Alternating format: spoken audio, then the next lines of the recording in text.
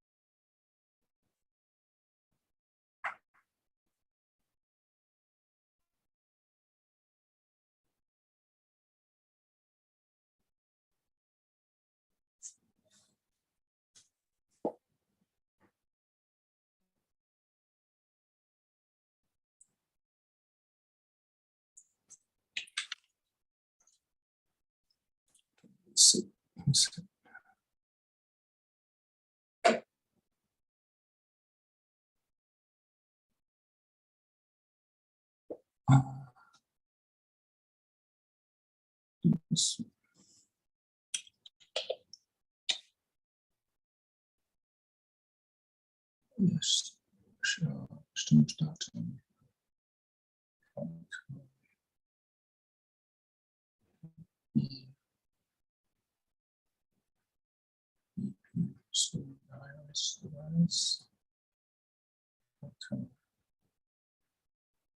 Okay. We are going to have here. This one.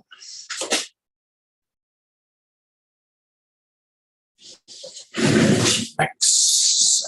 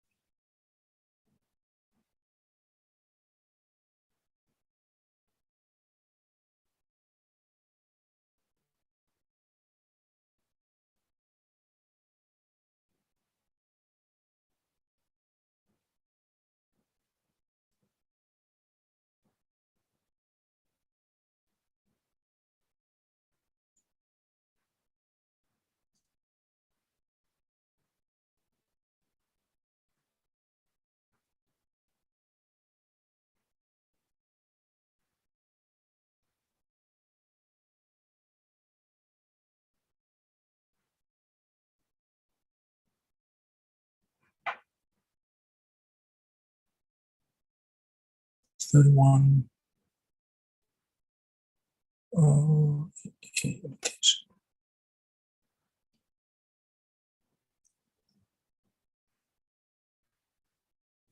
And this one, right?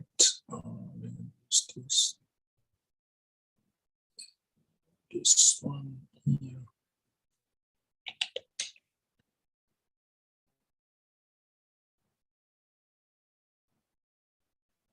Okay.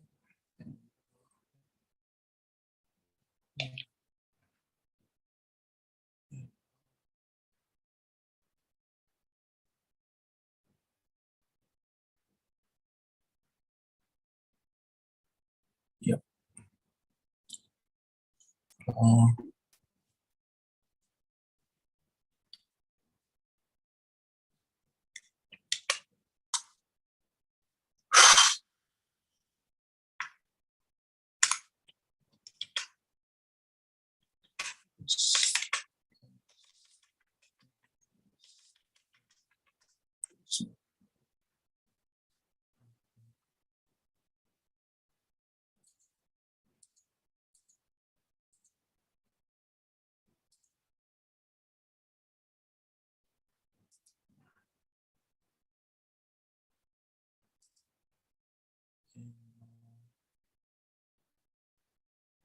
Yes.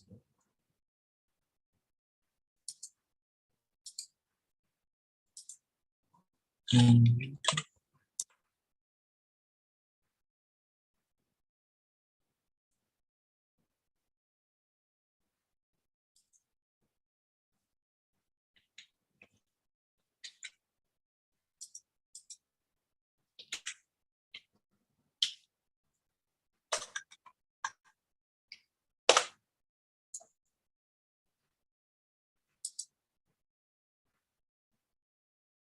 No.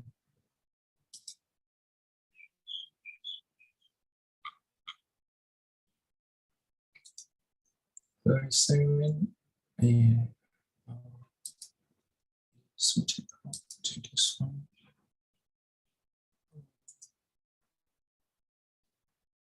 Switch it out to another one.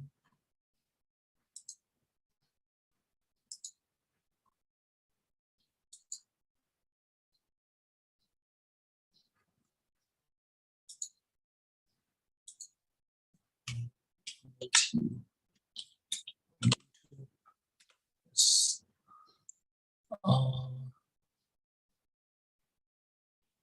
Should go to this one.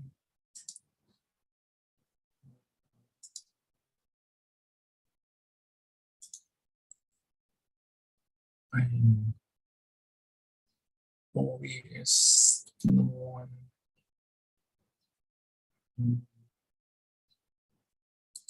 Yes, this one.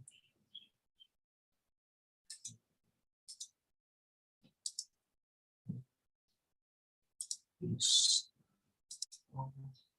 Yes.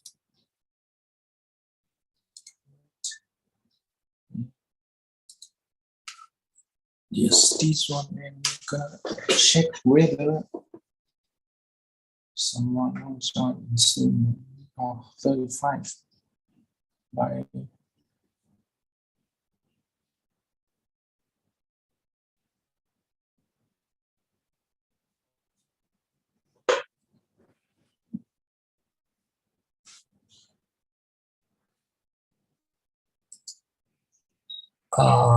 YouTube. We have to use channel in let's see right. Oh my god, many people. Okay. What's this one? All right, and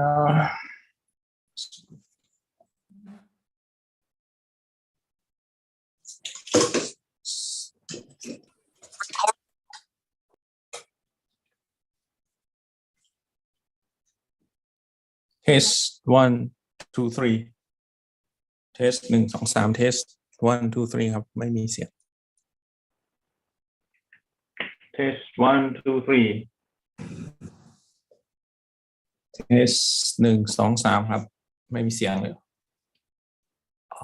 ไม่ครับ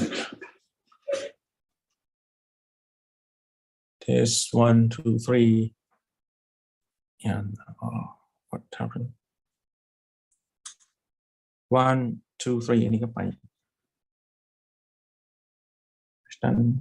question yes yes โอเค test เสียงไปอยู่โอเคก็จะเปิดไว้รอประมาณ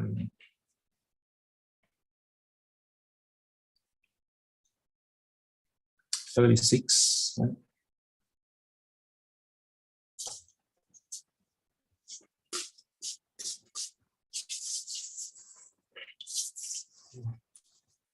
Why? Oh, internet doesn't go.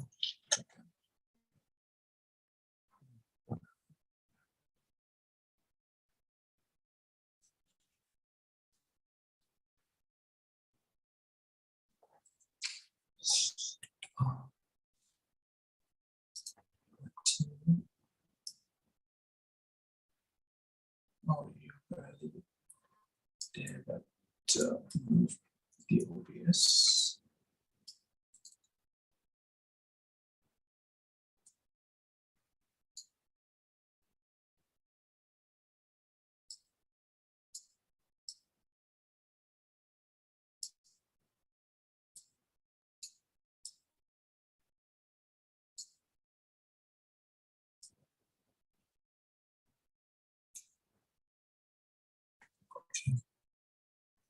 MG.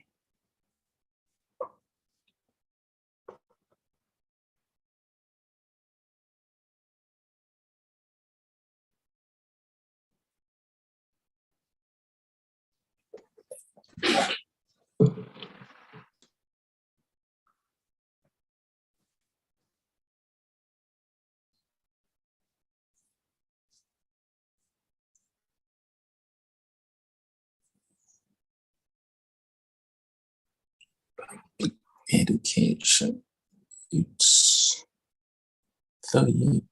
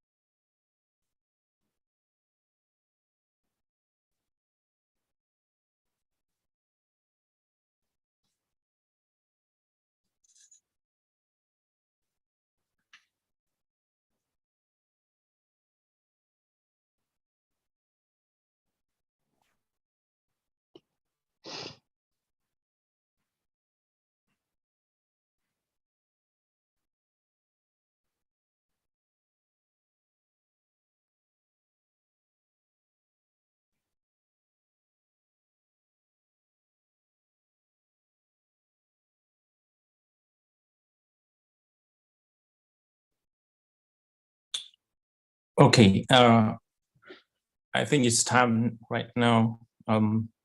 We need to start our lecture in SCI33205, which is physics number 4.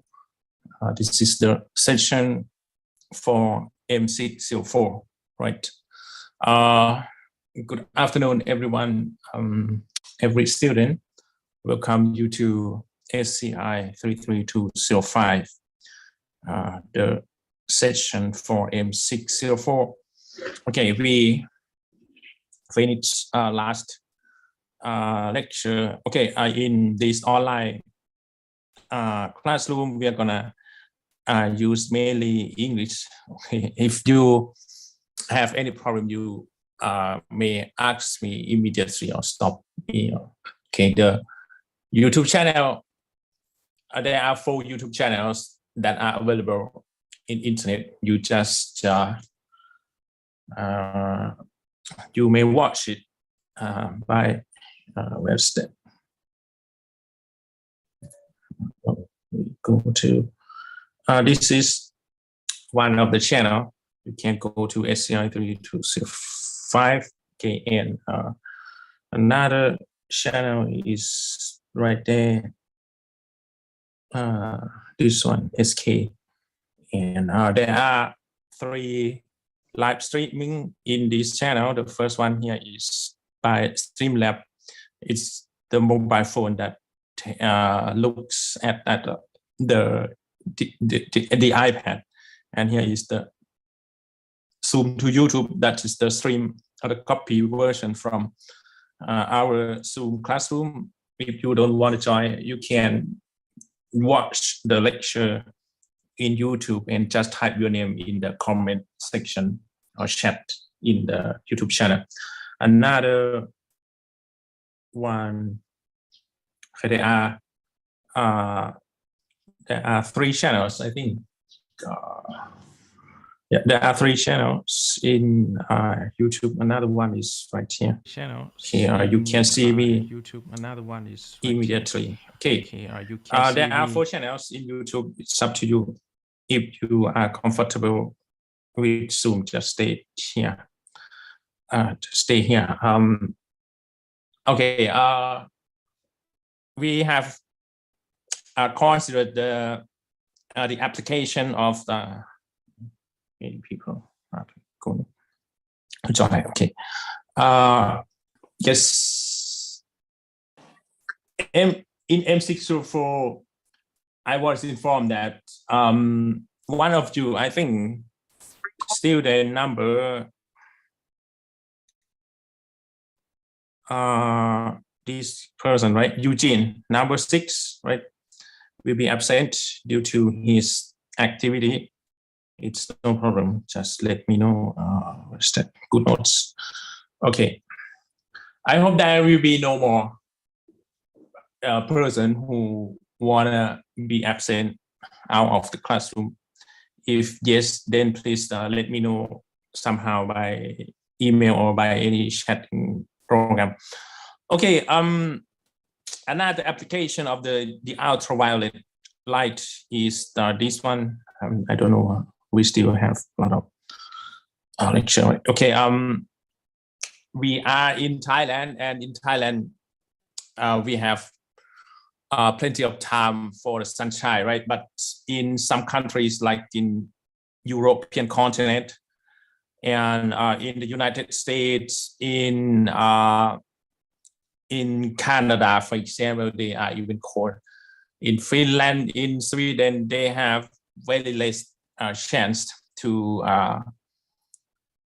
see the sunshine. So another another artificial way to get the sunshine is that, okay, they build up the lamp, they create the lamp, and that lamp will emit the ultraviolet light.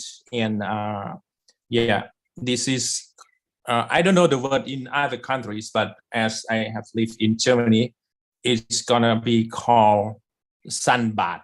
Okay, sun, SUNBAD, but not bad in English. Sunbath means it is the place that you lay down and you can get the sunshine. It would be similar to this figure, but I have never attended. I got into that shop, so I have never been there actually, but I have walked around that shop. Okay, here you just take off your clothes and lay down on the bed, and there will be some lamps, and the lamps will generate the pseudo or the artificial ultraviolet light, and it's used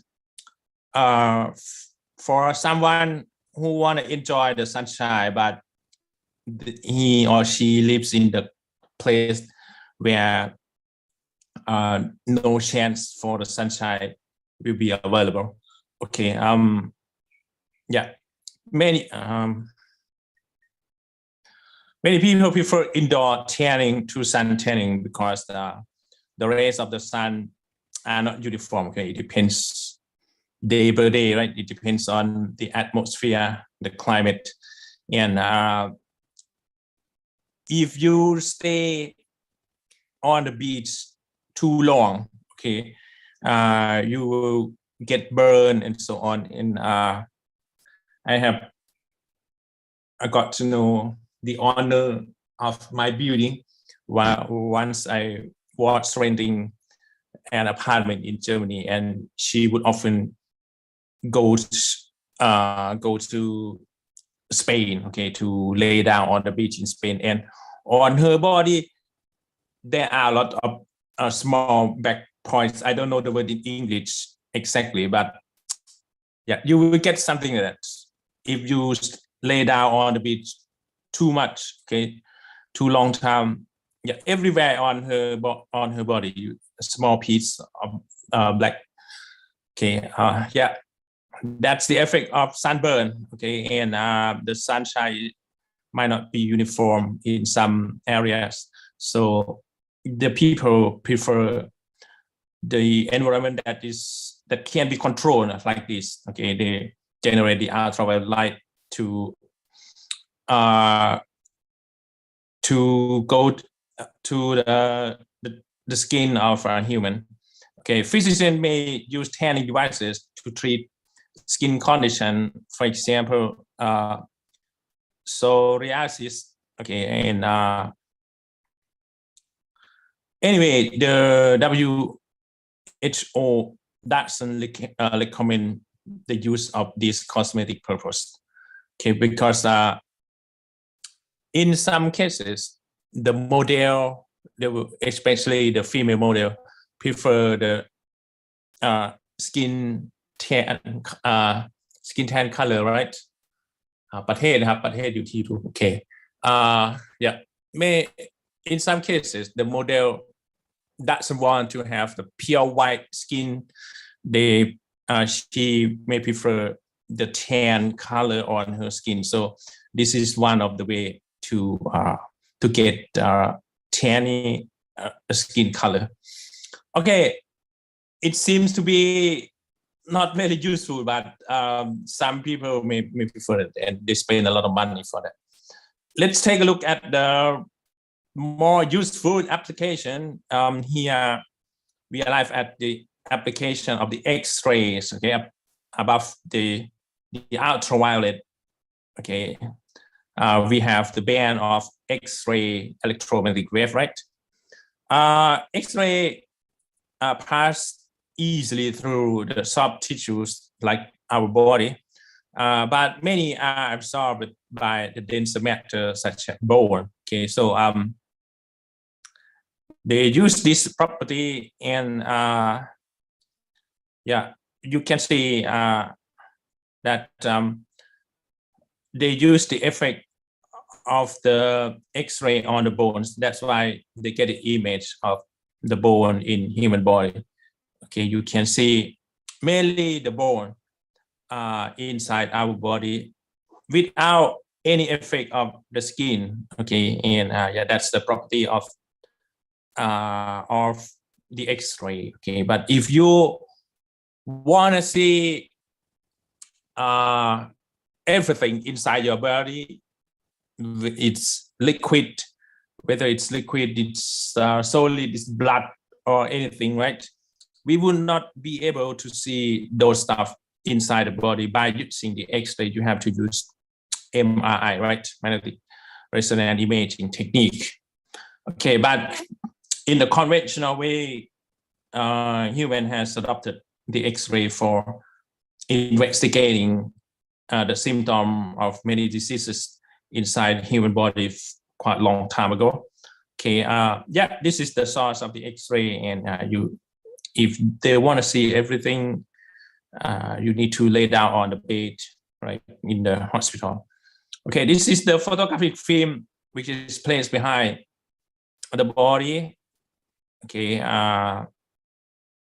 the X-ray will not penetrate some parts of our body, and that's why we get this effect. The X-ray are aimed at the film, and only the X-ray that pass through the body will expose the film. So this is the result. Another application is the gamma. Okay, gamma rays. Gamma rays has even higher energy than the X-ray. Okay, it's more dangerous than the X-ray. No, one more. Oh, many people. Yes, there is projector. Okay, the device that is that will generate or that will generate the gamma ray. It will emit the gamma ray in a certain direction. For example, here we have two more, which is the intersection point, okay, of three sources like this. It's like a projector. They have only one projector actually, but they rotate somehow, or the projector is fixed at a certain position, and they will rotate human body somehow. In any cases, okay, they just rotate so that there will be intersection point, which is known as tumor. Okay, the doctors ขออนุญาตถอดหูนะครับเสียงมันกล้องเช็คแล้วนะครับเสียงไปได้นะครับ Okay, this is the intersection point, and the doctors adopt the gamma ray to kill cancer cells without having to do the surgery. And when the cancer cell receive the gamma ray, okay, they will not be able to repair themselves. Okay, and the healthy cells can recover themselves. So yeah, our body will return to the good condition again. This is the technique where doctors adopt or apply the gamma rays to cure the patient, which is caused by the cancer. Okay, another application is this one. Okay, we know this device. We call this device as scintigrams. Okay, scintigram use the gamma rays as the tracer. Okay, that's the treatment process, right? But here is the investigation process. They use the gamma ray as the tracer to build up a picture of everything inside a patient. For example, you have here the sensor that detect the gamma rays. Okay, but in order to get the source or to get the gamma rays, okay, you need to inject the source of the gamma ray into patient body. Okay, you insert it by injection, and after that this liquid, okay, will go around, go everywhere in the human body, and of course this liquid has the gamma ray. Okay, the gamma ray will penetrate. Okay, we will go through this human skin body, okay, get out of our body, and after that you just move this sensor everywhere onto the patient body so that you can see the whole picture of the patient body.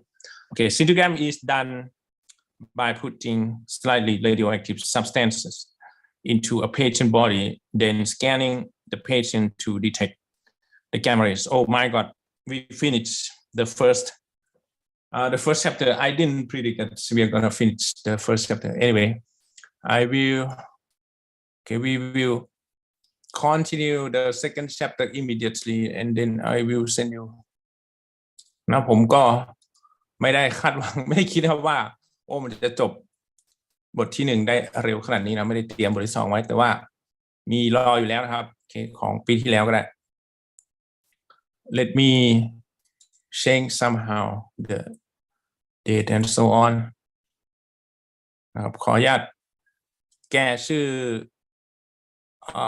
เรียกว่าอะไรชื่อของเทอมนิดนึงนะครับเทอมเนาะ This is the first semester right of the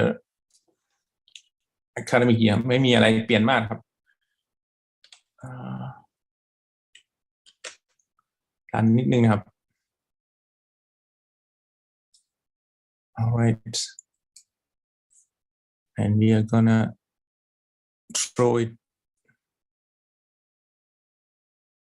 throw it to our iPad นะครับบทที่1ก็จบไปด้วยแอปพลิเคชันอย่างนี้นะครับโอเคมาแล้วto Suankularb plus second Magnetism and System no okay we will continue our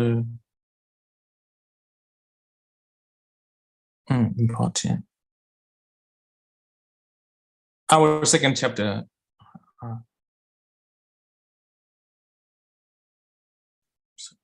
plus magnetism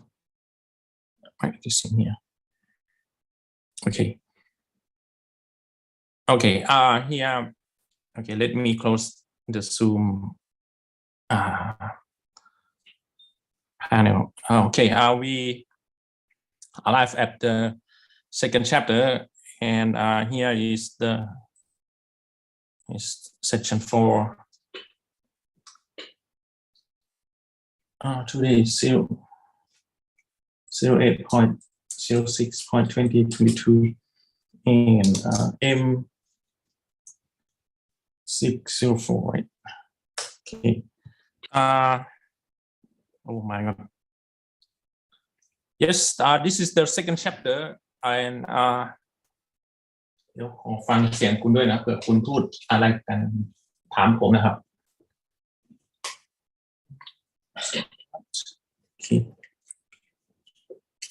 okay the title of the second chapter is Magnetism and Electricity and here is the semester 1 right academic year 2022 there are many topics in this chapter my god 13 okay anyway we will talk about many things in this chapter and there will be many calculation examples okay the number of calculating problems is much greater than the first chapter okay you would see mainly the explanation right you may hear already many several explanations in the first chapter but here in this chapter it is quite different there are many places we have to calculate something right okay the first topic in this chapter is magnetic field okay we need to know what is magnetic field we will calculate somehow the magnetic field strength or something like that it's if you want to find the sources of this topic you can go to the reference number 1 number 2 number 3 4 and we will talk about Earth's magnetic field lines okay which is very close to our life okay the place where we live here on Earth and after that we will see magnetic flux okay we will get the definition basic definition how to monitor or observe the magnetic flux in later this effect will be very close to reality in especially in engineering application magnetic field from the current carrying conductor current is happen to many devices especially in electric machine The next one is magnetic force, okay, that will happen due to current carrying conductor. Okay, is FILB. Okay, we would say. The next one is magnetic force. Okay, between two conductors. This is the magnetic force on current carrying conductor, but this one is the force which is caused by two adjacent conductors. The next one is very close to our daily life. It's torque on a current loop and solenoid. Okay, this is the idea of electric motor. Okay, it's not okay when we talk about motor. It's not the motor in the sense of the United States. Okay, in the United States they would say motor as the combustion engine, but here the word motor means the electric motor. Okay, we put the electricity or the current into that device, and that device will give us the torque. Okay, and here we will be able to calculate the quantity of the torque, which is caused by current loop and solenoid. And next one is the application of the torque. Okay, human developed a device, okay, to measure the currents, the voltage, many quantities in electricity by using the idea of torque. Okay, and that's why this is the application of torque. This device is known as galvanometer. Okay, you may not say galvanometer nowadays because this is the ancient generation. Okay, this is the old. Okay, the polite way to say old nets is that we have to say it's a classical era, right? So yeah, galvanometer is in the classical era. It's not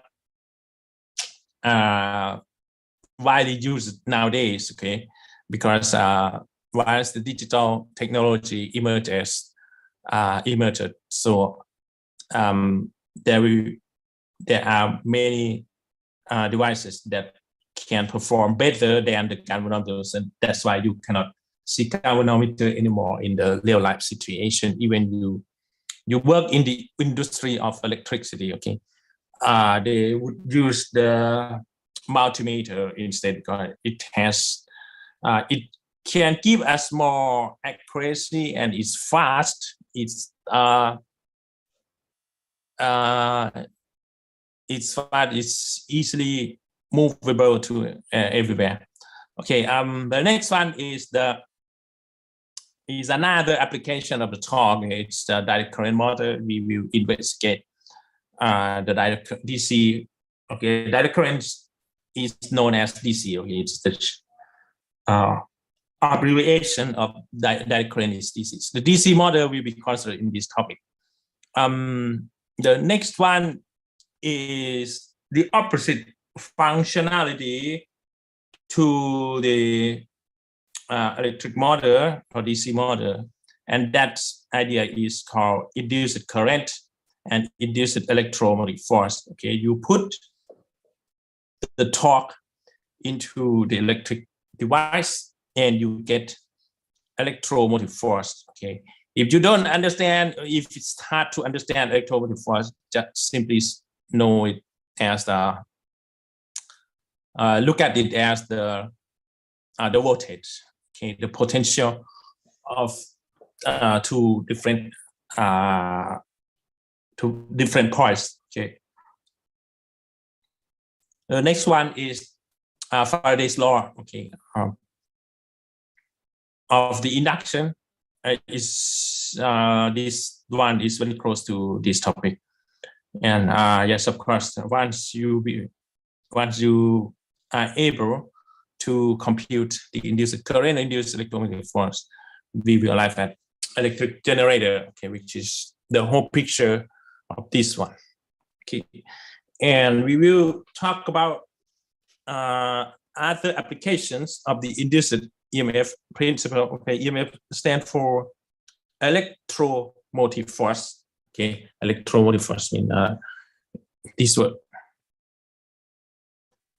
Yeah, EMF. Okay, simply speaking. Now let's start the first topic, which is magnetic field. Okay, magnetic field is the quantity, is a major quantity in physics, and there are many ways to describe the magnetic field.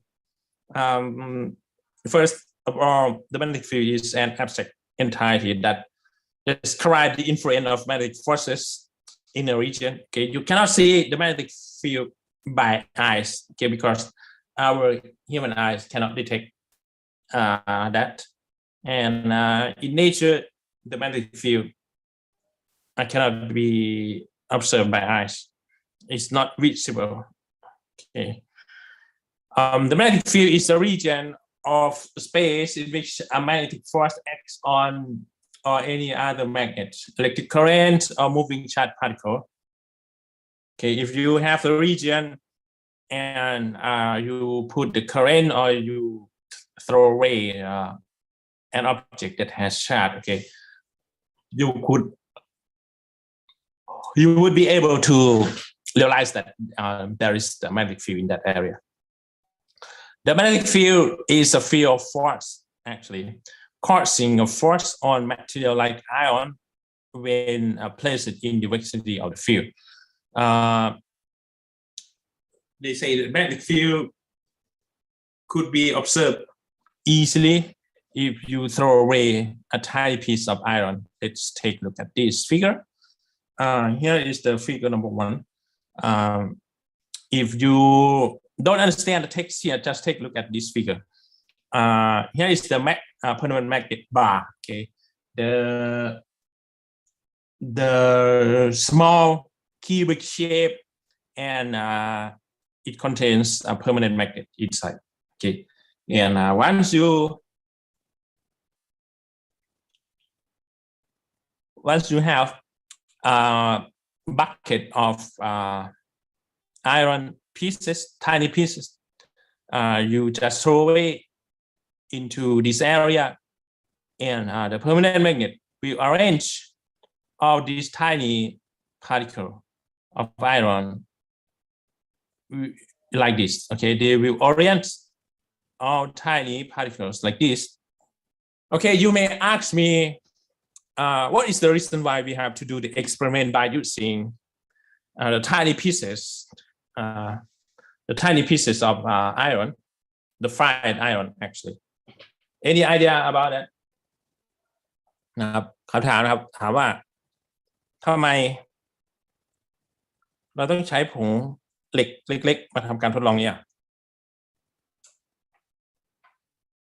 มีไหมครับมีคนไหนตอบได้ไหมครับผมเสียบหูฟังอยู่นะมันไม่เหมือนห้องจริงเนาะจะได้ถามกันชัดๆนะครับห้องออนไลน์ไม่มีใครตอบนะขี้เกียจเปิดไมค์นะครับใช่ไหมก็เคยสงสัยไหมผมก็ยังสงสัยนะตอนกลับมาสอนคุณเพื่อเตรียมสอนเนี่ยทำไมต้องใช้ผงเล็กๆอย่างนี้ด้วยครับมีใครตอบได้ไหมครับหรือว่า เงียบหายกันไปหมดแล้วครับหนีจากไปแล้วไม่มีใครตอบแล้วมีแต่พิมพ์ชื่อกันมาครับ Okay, all right. I'll see then in this one.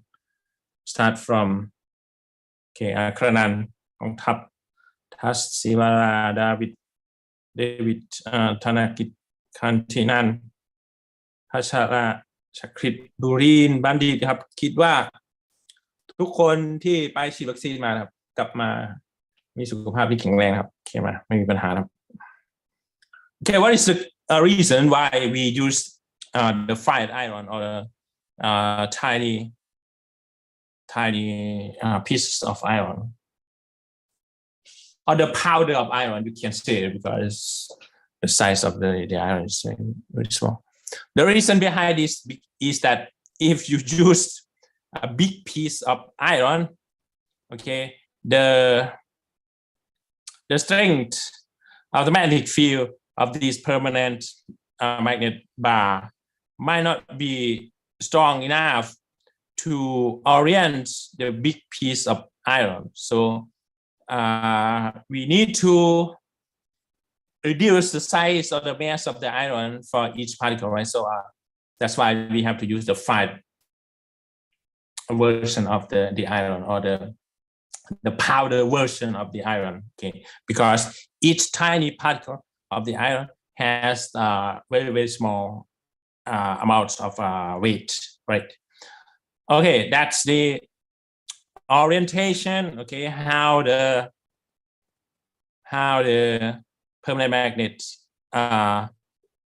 force the iron file, okay, the fine iron. You can see the magnetic few lines like this, okay. It's just go out of the first the North Pole, and after that we reach the South Pole, okay. But you can see the line like this, right? Okay, another figure is like this. You have North Pole and South Pole, okay. The magnetic field line will start from North Pole to South Pole, okay. They also throw away the iron filings, okay. Tiny piece of iron, okay.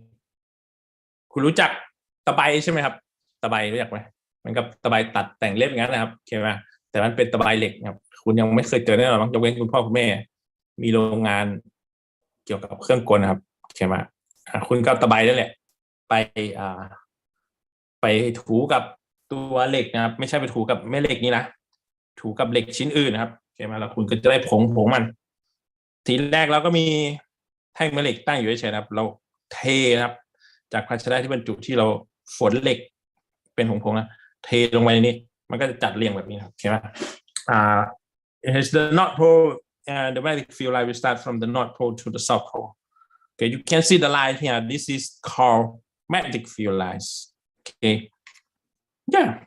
In that generation, many scientists, many physicists try to observe what's going on about electricity or magnetic field, something like that.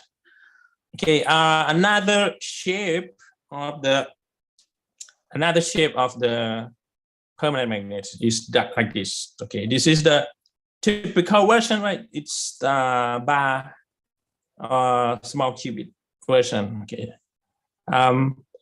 this one is, what is that? If you have been close to the horse, okay, we're gonna need the shoe for the horse, right? So that the horse will not get hurt once he or she going somewhere in a bad situation on the road. So human will adopt this metal onto the feet of the horses. Okay, and that's why we call horseshoe magnet. Okay, this one is like the shoe for the horses. ภาษาไทยก็จะเรียกว่าแม่เหล็กเกือกม้าป่ะครับโอเคไหมเกือกม้าแต่ไม่ได้เอาเกือกม้ามาทำครับมันก็เป็นแม่เหล็กนี่นะครับแต่ว่าเชฟรูปร่างมันคล้ายๆเกือกม้าอย่างเงี้ยเกือกม้าก็คือรองเท้าม้าที่เขาแปลมาตรงๆเนี่ย horseshoe เนี่ยครับโอเคไหมโอเคhorseshoe เนี่ยครับโอเคไหม Okay, if you throw away, okay, of course we need to know there will be two poles like this, North Pole and South Pole. I don't know which one. If you throw away again the ion fillings, okay, a tiny piece of iron, okay, they will arrange like this. Okay, this might be a North Pole, and in here will be South Pole, and this magnetic field line will start from the North Pole to the South Pole. Okay, let's move to the next explanation. I don't know what time should we finish. Let me check the time. Otherwise, you will complain me when I last the lecture too long. Suankularb in this semester, right? Semester 1. ผมก็จำไม่ได้สักทีครับรู้แต่ว่าเปิดเซฟไว้อยู่ครับ Okay, we need to finish for the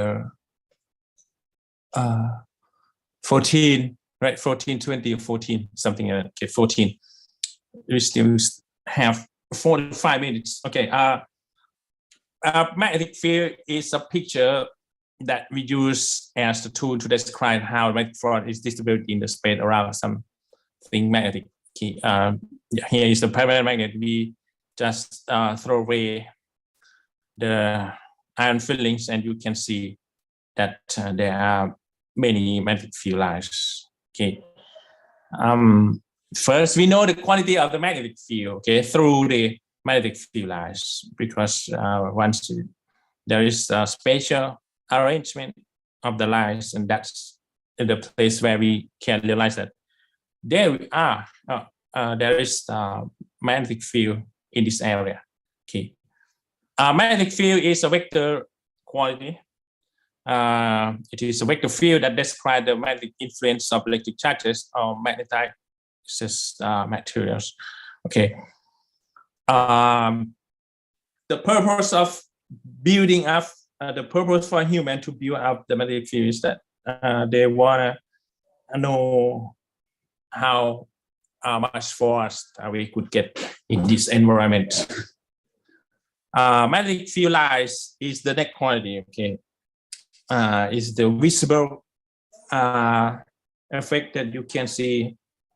Maybe I will ask for the permanent magnet like this, and ask for the iron fillings so that you can play with them during the laboratory period, right? Maybe in next in the next week, because we're gonna meet each other, we're gonna see each other on next week, right?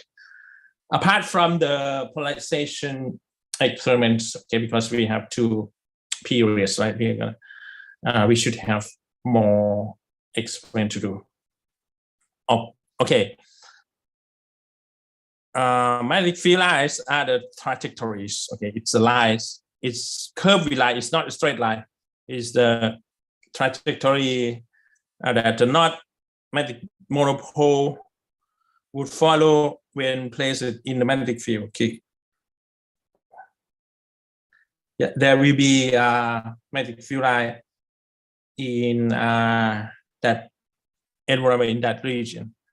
If you don't completely understand, it's no problem. Here is a better picture. Those lines here, okay, might not be very smooth, but human can describe easily by drawing a smooth curve like this. Okay, the magnetic field line starts from North Pole. Okay, this the red one here with the letter N represents North Pole, and on the left we have the letter S that represents the South Pole. Okay, if you don't believe the blue lines here, these 3 blue lines, just leave the compass. You know compass, right? ภาษาไทยก็เรียกว่าเข็มทิศเนาะคุณน่าจะทราบดีกว่าคุณเรียนหลักสูตรภาษาอังกฤษนะ Okay, there is, if you have the compass, you just leave it in this area, and there will be the arrow, right? Arrow of the compass.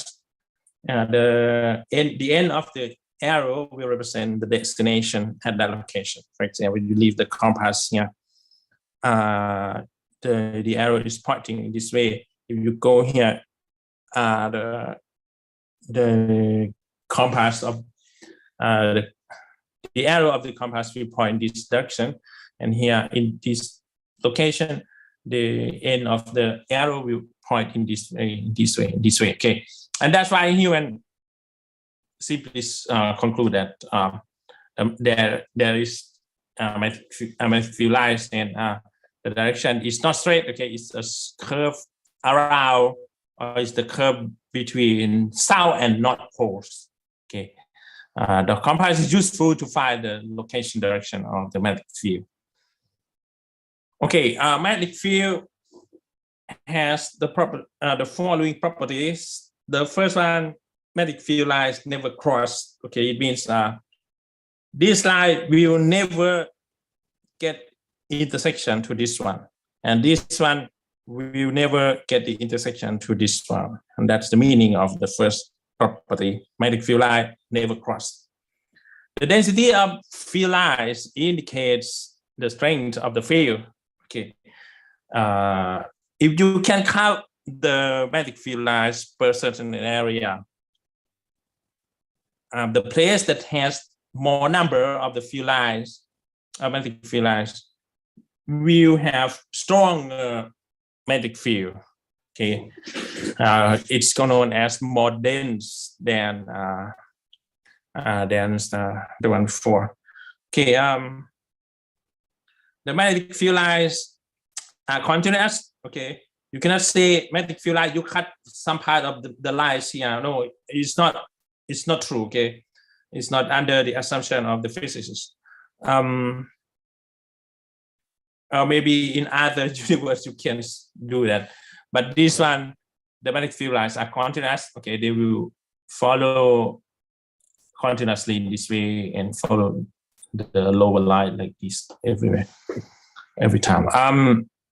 The magnetic field sources are essentially dipolar in nature. So if you cut a piece of permanent magnet, there will be north pole and south pole in general. It is very hard that you cut permanent magnet and you get only north pole. No, it's not very easy to find it, and that's why they say magnetic field line is dipolar. Di means two, right? With two directions. The direction of the field is required. So once you draw the line, you need also to leave the arrow to represent the direction of the destination of that magnetic field line. The strength of the field, the magnetic field lines can be visualized quite easily in the real world by dropping the fillings around something like this. You have already seen, you can get in touch with how humans discover the magnetic field lines once they throw away the iron fillings in the area of permanent magnet. Okay, the next one is the strength of the field is proportional to the close state of the lines. Okay, if you are close to the letter N, you get very strong magnetic field. And if you are quite far from the north pole or the south pole, you get weaker strength of the field. Magnetic field lines follow the superposition principle. It means, take a look at this. Okay, we are talking about the superposition principle. Okay, if you say something about a superposition, okay, the superposition exists in many applications. For example, in engineering, there will be also the rule of superposition for many subjects. Okay, we will try to understand the idea of the superposition. Here you have two permanent magnets, two permanent magnet bars. You have the north pole, you have the south pole, you have north pole and south pole here. Okay, each bar has north and south. And of course, in the first, on the left bar, the magnetic field line will start from the north pole like this, with this curve, right? They can even go out in this direction for other purposes.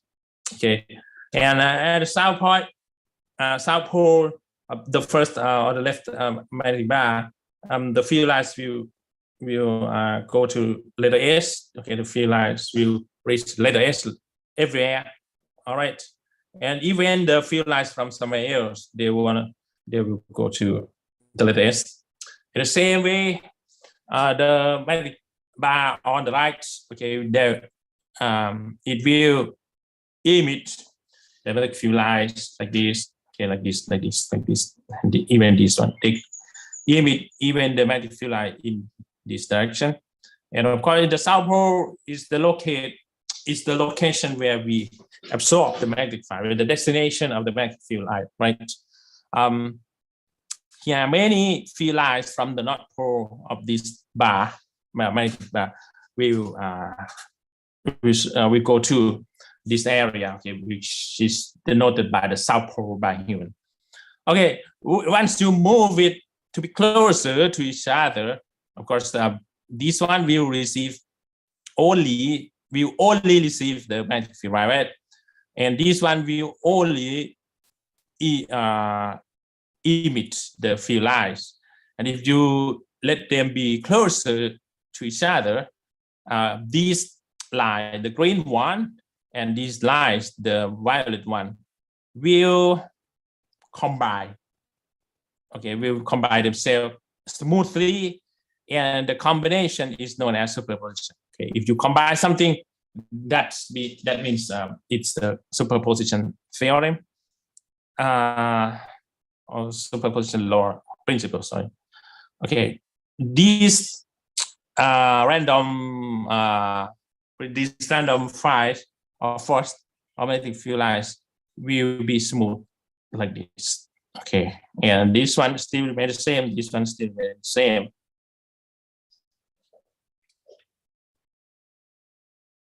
Here's the field lines for two adjacent dipoles.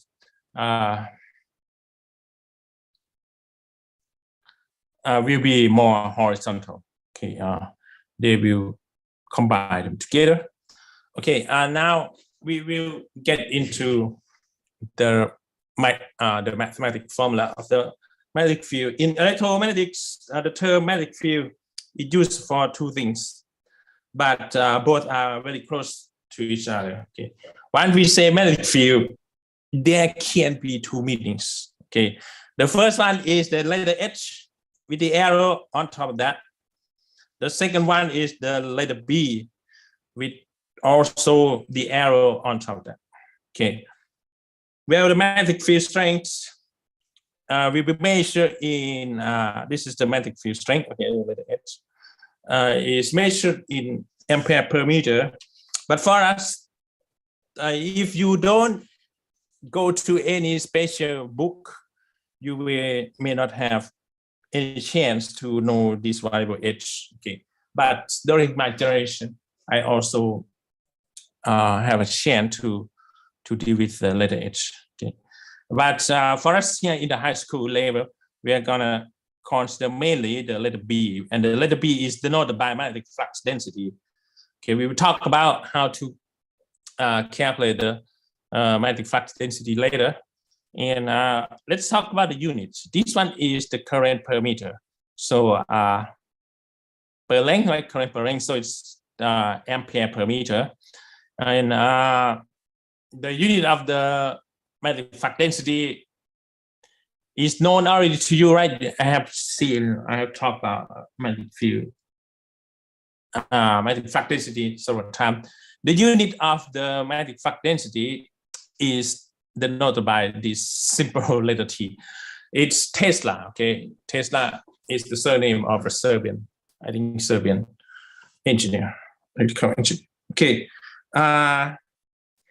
the SI version of Tesla is known as, is equal to, not known as, it's kilogram per second square and per ampere. And on Earth, the Earth magnetic field at the surface level, right? It's about 5 times 10 to 5 Tesla, which is very, very, very weak, right? It's not strong. Okay, it's quite weak because it has the scaling factor 10 to negative 5. Okay, almost one by 1 million. Okay,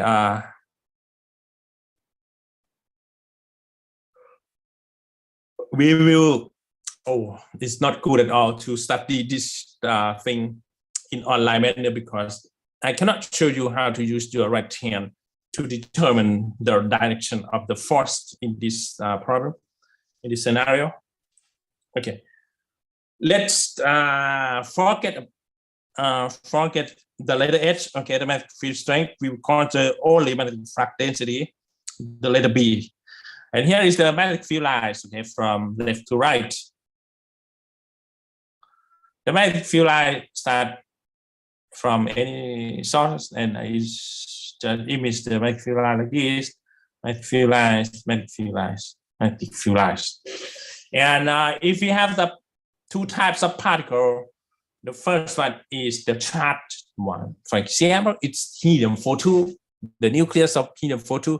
If you can pick up the helium-42 by your hand and you throw it upward, all right, you throw the, for example, helium-42 nucleus upward like this, it's not going, this particle will not go directly upward. Okay, there will be a slight deviation. And let's talk about that's the effect of the positive charge, right? Yeah, in real world, there is also another type of the charge. It's known as negative charge, right? For example, the candidate for negative charge is electron. Okay, that's one of the example. We have helium-42, we have electron, and we have to use the right hand rule. Okay, ผมจะทำไงดี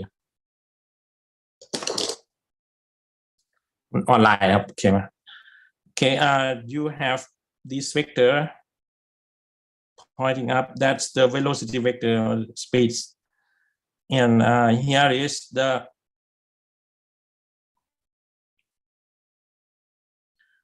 vector B. And if you curl your finger like this, your forefinger, the force will be in this direction. And here is the vector of force. Okay, from สำหรับใครที่อยู่ที่Streamlab ครับมันถ่ายเห็นมือได้นะผมจะหมุนมือให้ดูนะครับhere is the vector v, right? V velocity vector, speed vector, and you curl your four fingers to the vector b, right? And your thumb direction will represent the force direction like this. สำหรับคนที่อยู่ที่ซูมผมดูกล้องอย่างนี้นะมองเห็นด้วยครับกล้องนะ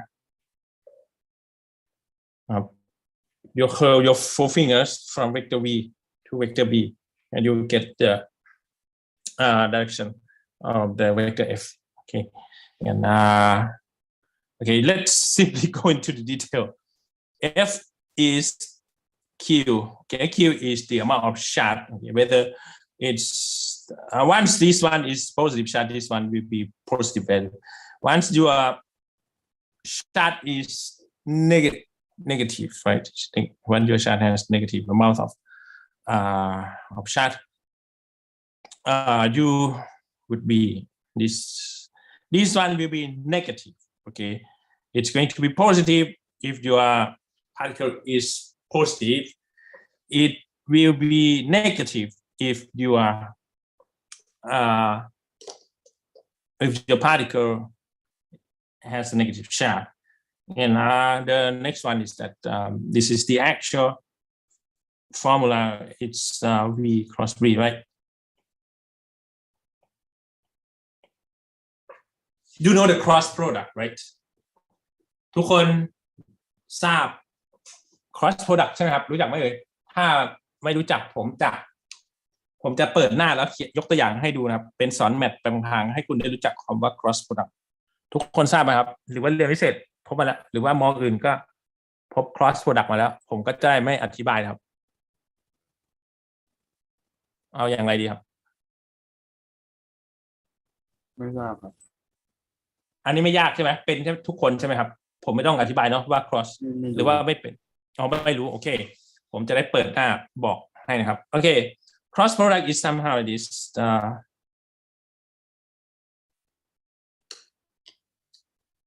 intro ไปเลยให้รู้จักไปเลยนะครับปูพื้นถึงปริญญาตรีนะครับปริญญาตรีก็ต้องใช้แน่นอนจะเรียนวิชาแมทของปริญญาตรีเลยโอเคcross product. Before we talk about cross product, we need to introduce you to dot product ก่อนที่จะพูดถึง cross product ไป dot product ก่อนครับโอเคไหมแม่อาจารย์ชอบออกนอกลูกนอกทางไม่ใช่ครับคือมันมาสเต็ปง่ายไปหายากครับ cross product มันยากแล้ว okay before we talk about cross product we have to say something about dot product. Okay, of course here is the chance for us to investigate the algebraic manipulation of the vector quantities, right? Let's talk about vector. Okay, if you have vector A, it could be 1i is unit vector along the x-axis minus 2j unit vector along y-axis and plus 3k unit vector along z-axis. Okay, let me denote it for you. Unit vector along the x-axis. J, you know, right? It's unit.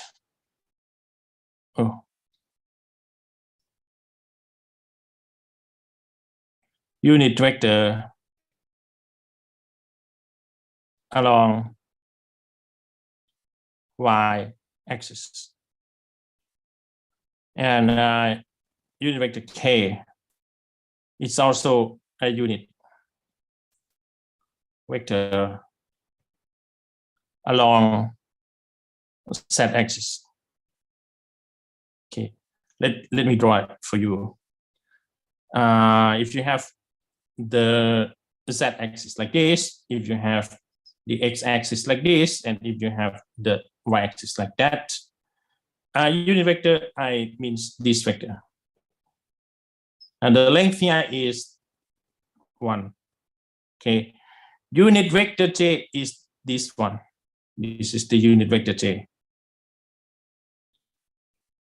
The length here is also 1. Okay, and what about unit vector k? Unit vector k is this one. Okay, also, and the length here is also number 1. Okay, you understand everything, right? Unit vector ij k. Okay, the unit vector means the vector that has unit of 1. Okay, this one is the vector that has its length as 1 or unity. Okay, and this is called unit vector. Okay, it can be oriented in different basic 3 directions, right? This is the x-axis, this is the y-axis, that's the z-axis. All right.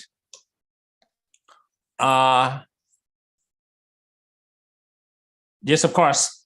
For us, I minus 2j and 3k, what is that? We go along the x-axis by 1. Okay, this occasion. We go along the y-axis by minus 2. We go to this. And we go along the z-axis by 3. So we go up like this. And here is the destination. And the vector A will be this one.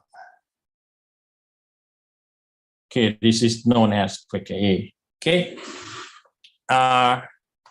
Again, you go along the x-axis by 1 according to this one. You go along the y-axis by minus 2. So if you go in this way, it's plus 2. You have to go in this way, minus 2. And after that, you go to the z-axis by 3. So it's going to be a little bit longer. And the destination here will be the destination of the vector in this one. All right. Let's talk about the dot product. If you have vector A like that, if we have another vector, which is vector B, let's say 3i minus 6j unit vector along x-axis. And if we have here minus 15k, the dot product between vector A and vector B will be, okay, this one, 1 I minus 2j plus 3k dot 3i minus 15k. Okay, how could we calculate it? It's only the summation between the first, you know that the coefficient in front of this one is number 1, right? You just write down number 1 and times the coefficient of unit vector I of the second component, which is vector B here, is 3, right? And then you say plus the product between those two j components, those y components, minus 2 and minus 6, okay, minus 2 and minus 6. And the third component is number 3, and here is minus 15, 3 and minus 15, right? You have here the product of the first pair, right? Which is 1 and 3. It's going to be number 3, and the product of the second pair is 12, right? Minus and minus will be positive, right? You know this, and so it's going to be plus and 12. And here the result of the product between 3 and 15 is going to be minus 45. So let's combine these. 15 and minus 45 is going to remain, will remain negative 30. Okay, and that's the dot product. Okay. All right. You understand how to compute the dot product. Dot product, use the notation. ทำไมเมาส์ผมไม่ไป Okay, here. The dot product, use the dot notation here between two vectors. Let's talk about the cross product.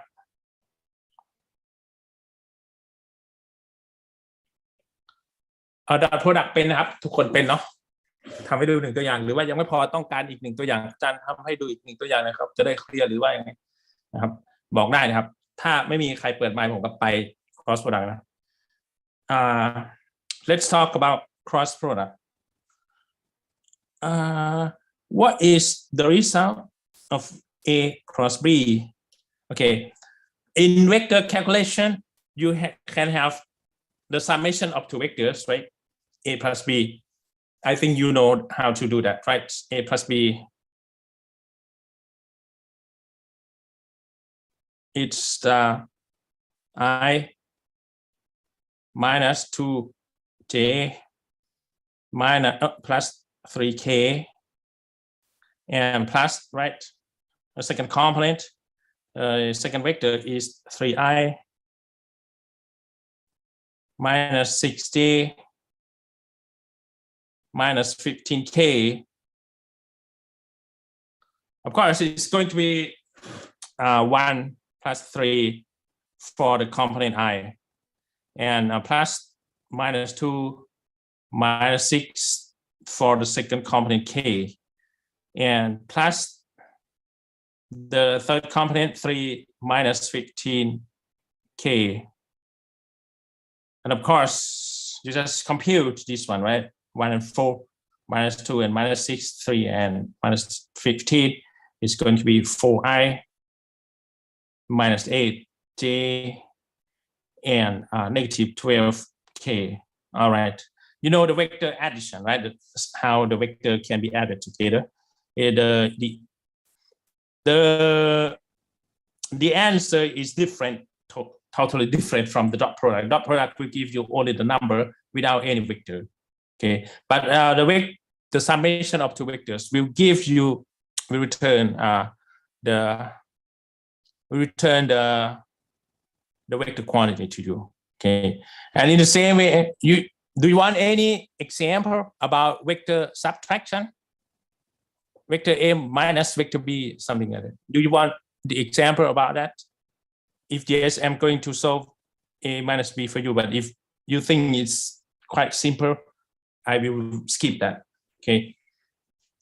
ต้องการให้ทำ A ลบ B ให้ดูไหมครับ อันนี้เปิดพื้นฐานของเวกเตอร์นะ You know that there are many ways of algebraic manipulation, algebraic calculation for the vector. Right? The cross product in multiplication for two vectors, there are two types of multiplication of two vectors. The first one is called dot product. The second one is called cross product. Cross product is a little bit more complicated than dot product. Okay, let's consider A cross B. How could we compute A cross B? You just lay down the determinant, right? You know determinant, right? ทุกคนรู้จัก determinant ใช่ไหมครับ หา determinant ของ Mathematic เป็นใช่ไหมหาเป็นนะครับโอเคไหมถ้าไม่เป็นบอกนะครับโอเคไหมไม่งั้นผมก็ไปนะครับ KR and the first row of these matrix we're going to say unit vector I. The second component in the first row is unit vector J. The third component of this row is unit vector K. Okay, IJK and A is the first vector, right? It will be filled here in the second row. A is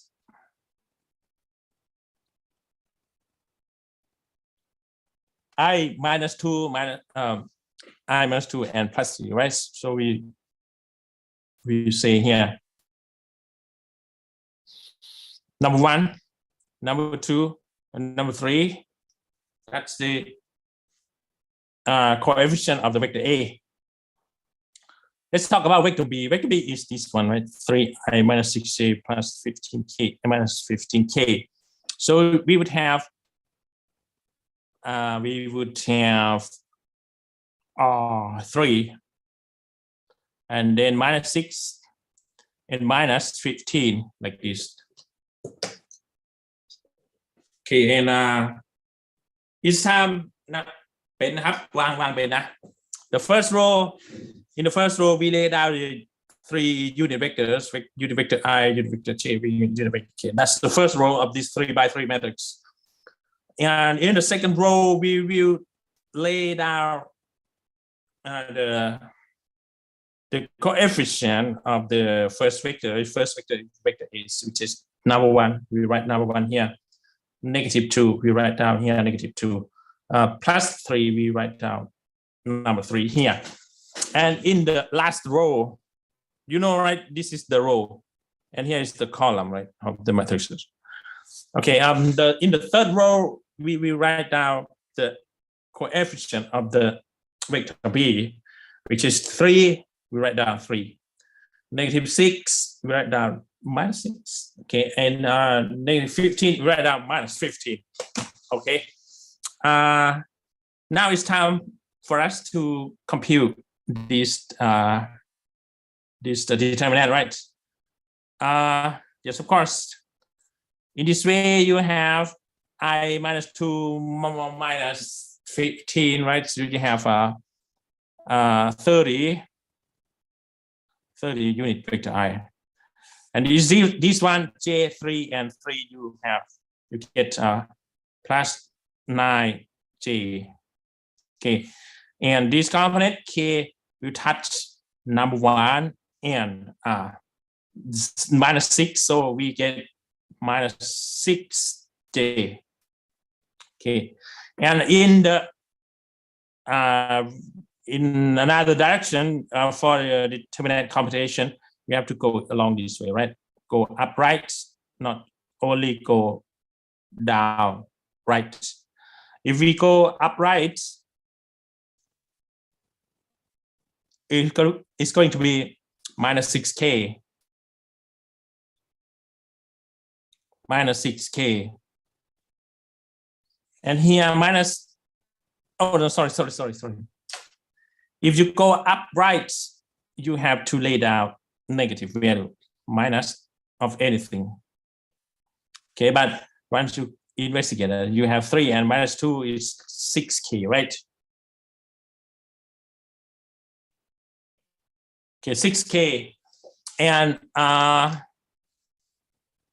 this one minus 6 and 3 and I, you get minus 18i, right? Minus 18i minus 18 and I. You can observe that we didn't start from I, okay? We start from k and after that I. And in the last going up right direction, minus 15, 1 and j, right?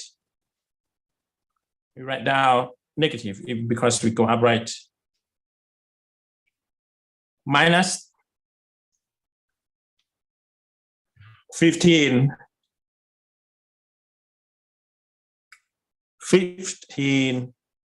and number 1, right? Minus 15j.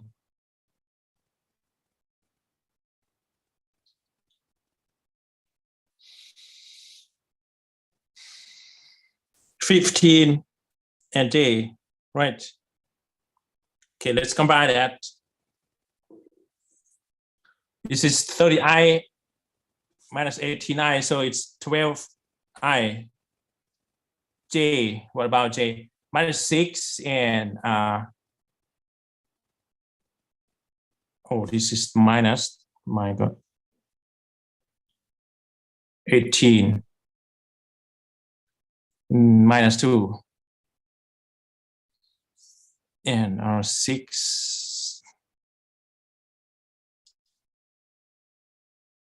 Wait, okay, 12i. No, not 12i, it's 48i.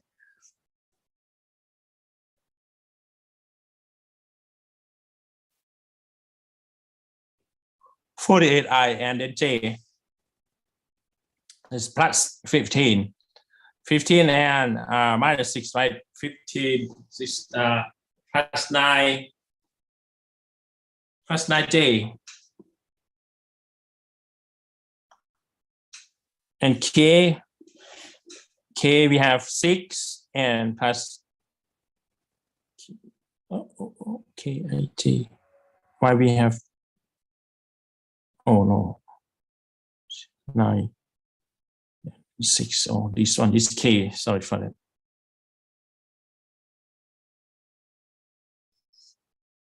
Okay, and yeah, we have minus 6 and plus 6k, so we get 0. Even if we don't have to write 0 at all, 48. Oh, 48i and plus 9j without k, because the component along the z-axis k is 0. We don't have to write k at all. Okay, this is the cross product. You get the idea about that, right? The cross product. Okay, that's a sense in mathematics. For us here, first, before we get we made a computation to get a quantity, you need to be able to find the direction, okay, by using the right hand rule again. Right hand rule, you start to lay your 4 fingers to the vector v and rotate it to the vector b. Your time direction will point this way, and that's the induced force from the scenario due to the motion of the shaft in the area of magnetic field. Okay, and the length of it could be found like this. F is QVB cross B, and in the scalar form QVB psi theta, which is the angle between V and B. All right, and that's QVB psi theta. For the negative charge, okay, the direction of the force will be in the opposite way like this. Okay, not going like this, in the opposite way. Once we have the charged particle And if we throw with the speed, okay, if the shattered particle is moving like this, let's say this is the helium-42 nucleus of helium-42. Someone had accelerated this particle and the particle move with a constant speed like this. And if there is magnetic field in the green color, right? Sorry, it's too small. Okay. If you have the magnetic field that points in this way, you have to rotate your forefinger from this one, right? นี่นะครับสำหรับคนที่อยู่ที่สตรีมแล้วนะผมหมุนมือให้ดูกล้องครับอย่างนี้นะ okay, and your thumb direction is going to point up for like this. From V to B, you rotate your forefinger in this way, okay, and after that your thumb direction will point in this direction, which is the upward point. Yeah, we get the induced direction. Okay, the magnetic field is perpendicular to both V and B. And yes, of course, the formula, as I mentioned before, the formula is often known as Lorentz force, okay, which can be determined by F is Q V cross B, okay, F is Q V cross B. กับใครยังไม่ได้พิมพ์ชื่อนะครับยังไม่ได้เช็คชื่อก็พิมพ์มานะครับเพราะว่าเดี๋ยวได้ใช้สิทธิ์ครับใครลาก็ส่งจดหมายลานะครับ F is equal to Q V cross B. As I told you, V is the cross product. I have already explained you what is the cross product right here. Okay. เดี๋ยวผมเสียวๆผมขอเช็คให้คุณดีกว่านะเดี๋ยวสอนคุณไปผิดๆนะ cross product เดี๋ยวผมเช็คคือผลคูณนะไม่ได้เช็คว่าทฤษฎีผิดอะไรนะเช็คคือผลคูณว่าผมใส่ถูกต้องไหมนะครับโอเค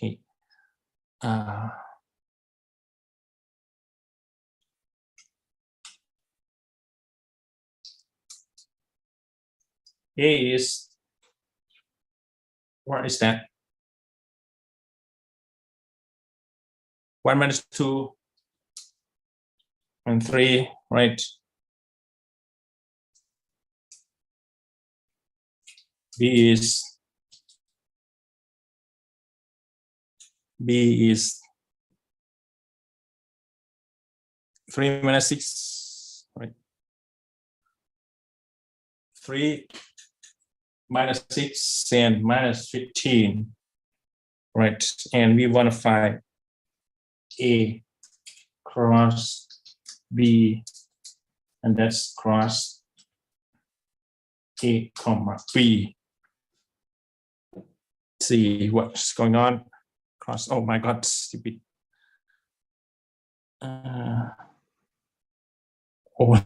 Two S, okay, double S, two S's. Okay, here we have นั่นไงผมว่าแล้วผมพา1, oh no, 15, not minus 1, this is 15. Okay, it's the งั้นผิดจริงๆด้วยนะครับ 1 minus 2 and 3 minus 6 and 15, we get the outcome as 48 and 24, but it's not case here. What is that? 30i, right, plus 30i, 9j, right, positive, negative 6k, negative 6k, all right, going up, minus 6k, and I, minus 6 and 3, minus 18, and here we have minus j, right, j, for the j components, we have 15 and 9. Oh my God, yeah, it should be 24. Yeah. ผมและว่าแล้วครับช่างงนนะครับว่าจะพาคุณผิด Okay, this is 24 plus 24. Okay, that's the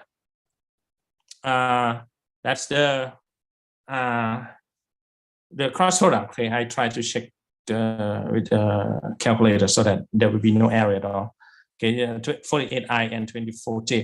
Okay, yeah, that's the cross product at the time นะใช่ไหมครับผมต้องปล่อยคุณ10 14:00ใช่ไหมครับแต่จริงๆในตารางเขาบอกว่าเป็น14:20นะครับผมต้องปล่อยคุณยังไงเนี่ย14:00เนาะไม่ได้อู้นะคือเขาต้องให้คุณเบรกตอนออนไลน์คาบละ10 นาทีใช่ไหมก็ไม่ได้เบรกก็จะเบรก20ตรงนี้นะครับโอเค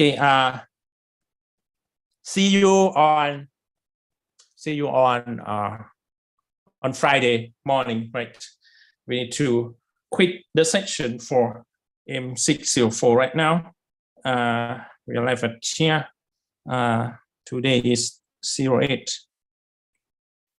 08.06.22 see you on Friday บ๊ายบายครับสวัสดีครับ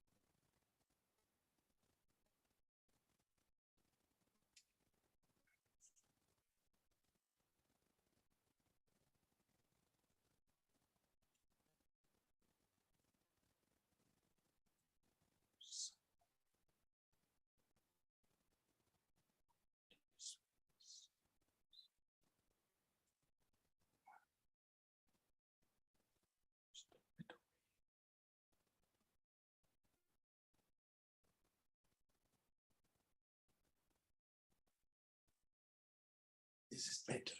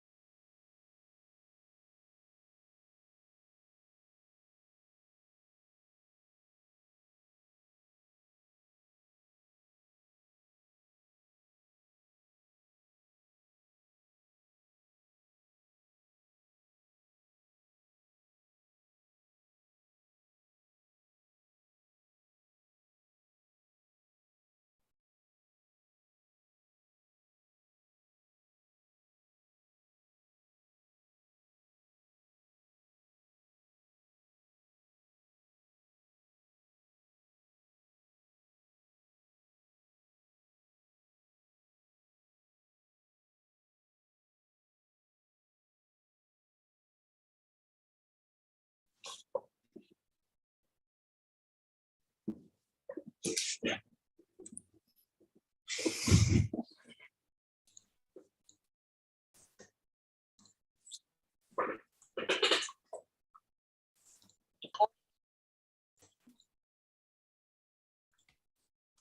ราไม่ได้เรียนกับอาจารย์เขาต่อแล้วอ่ะ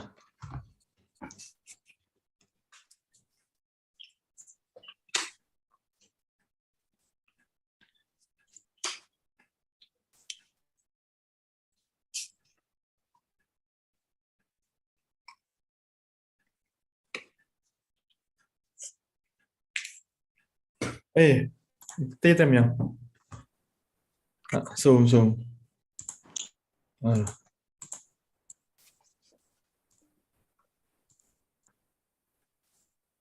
ฮีย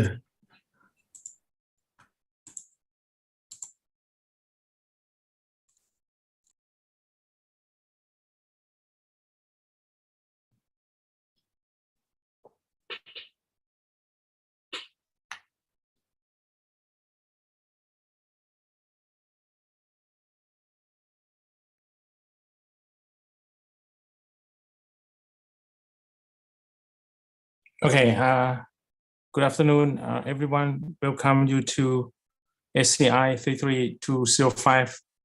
This is the session for M605, right? So we are live at the microwave region application, right? We still talk about the application of the electromagnetic wave.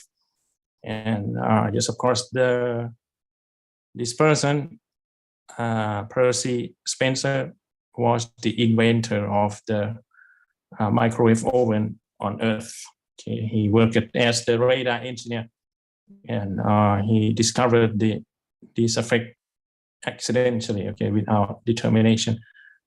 ของ605ได้เขียน605ไว้ไหมครับเวลาพิมพ์ชื่อมาหรือว่าพิมพ์กันมาเลยคนแรกช่วยพิมพ์605หน่อยนะครับไม่งั้นเดี๋ยวผมงงครับ Okay, you can even go to the YouTube channel. You can even go to okay and just type your name here somewhere. This is Pratet in M604, or you go to any channel. Let's zoom. You can even copy go to version. Okay, and another version is this one. Okay, you can see another version is this one. You can see me also from this live stream. Okay, there are 4 channels in YouTube. Just use the keyword SCI33205. That's the code of our subject, right? Okay, yes, we let the electromagnetic wave, okay, in the microwave region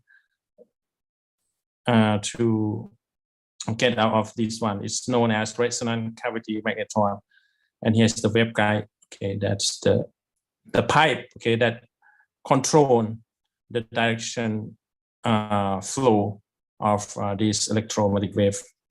And once the microwave hit the substance, okay, the substance will collect the heat from electromagnetic wave. Once you let it propagate longer and the heat is sufficient, the solid form of this product will be melted down.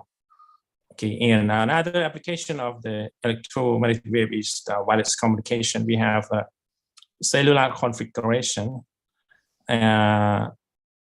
like this, right? This is the hexagonal cell. Okay, we have a flat area on Earth, and we have the handy, right, or the mobile phone of the users, and this is the tower. This tower is known as the base station. Okay, base station, and the base station will transmit the electromagnetic wave to the handy or mobile phone. One cell can have many base stations, but at the center of the cell will be the major one. Okay, it will talk with this mobile phone and this mobile phone.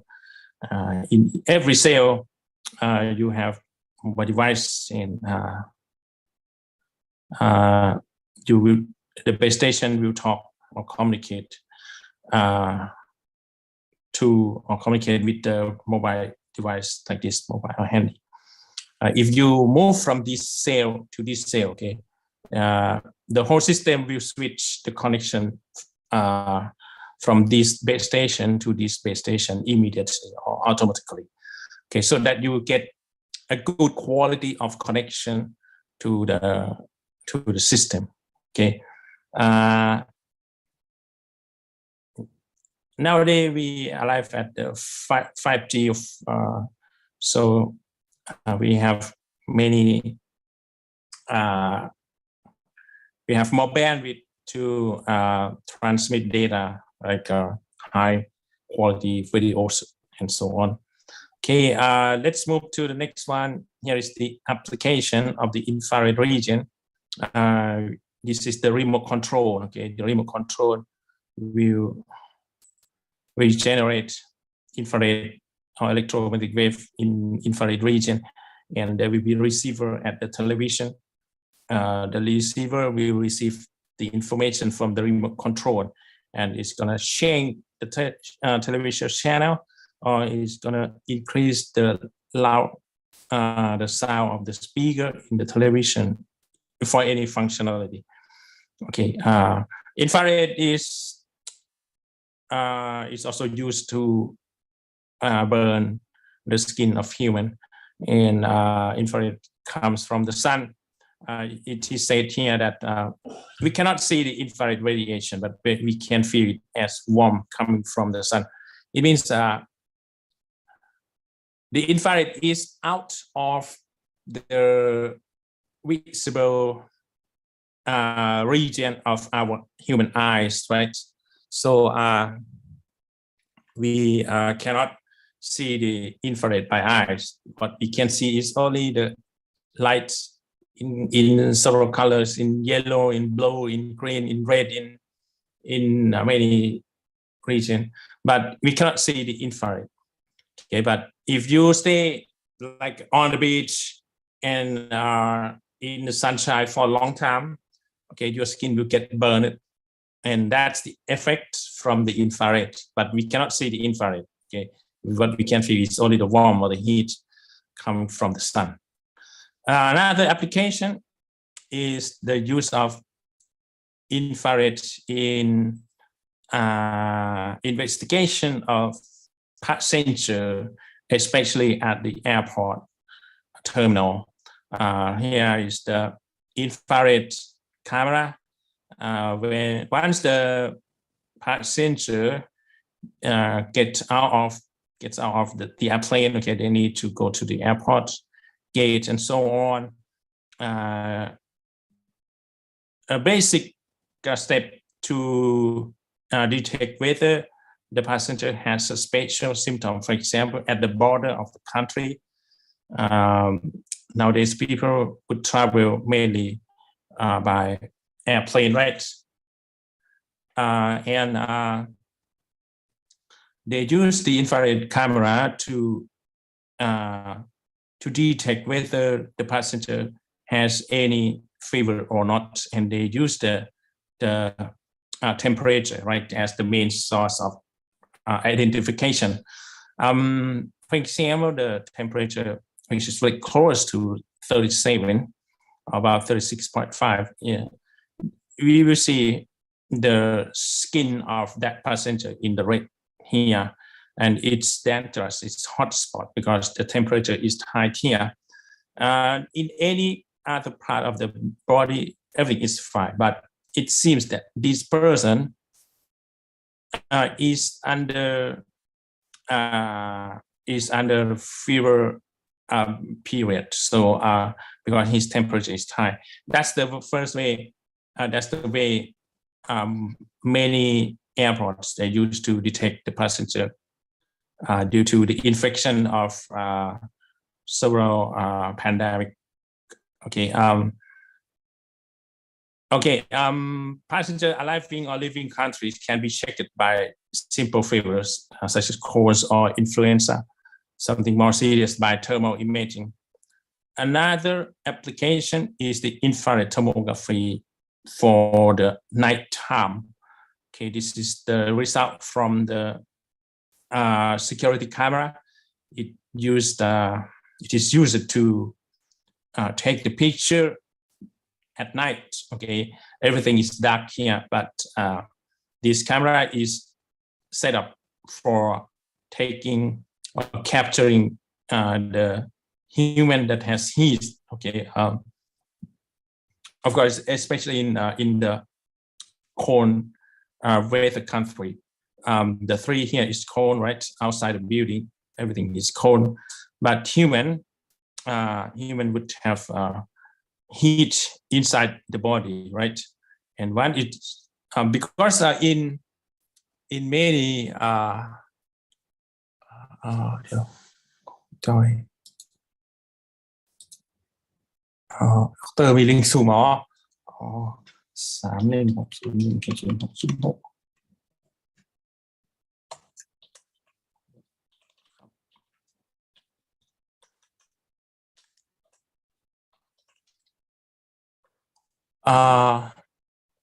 the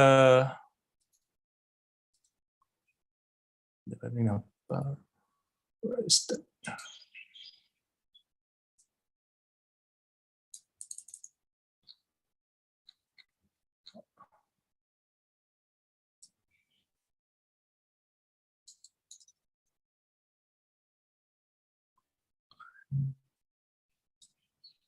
From some link.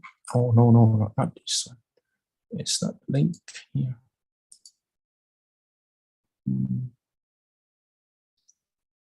It's 605. Right, this one.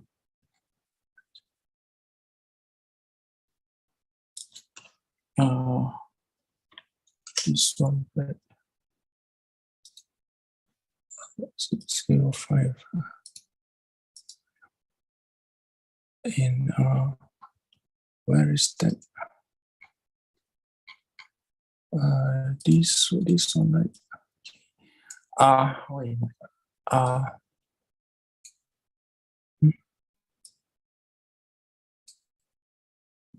My God. Okay. The human has the heat inside the body, right? So this camera can differentiate the object that has heat and the object that is in cold condition, and that's why they can mention the body of these strange people. I would say that in many countries, because they have no problem about social welfare, and each house may not have the wall, okay, to protect themselves from strange people, because everyone is in a good social welfare. But it is possible that strange people who wants to do something bad to the other may come to the building or the entrance of any house during nighttime for the strange purpose, and yeah, they may come during nighttime like this, and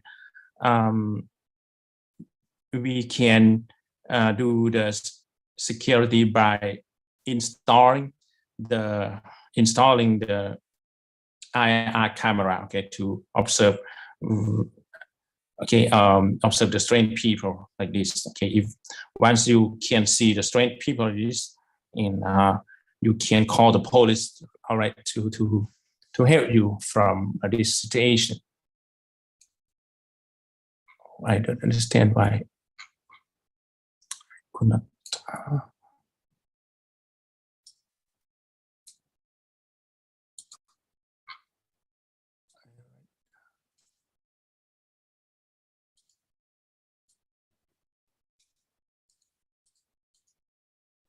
Oh, okay.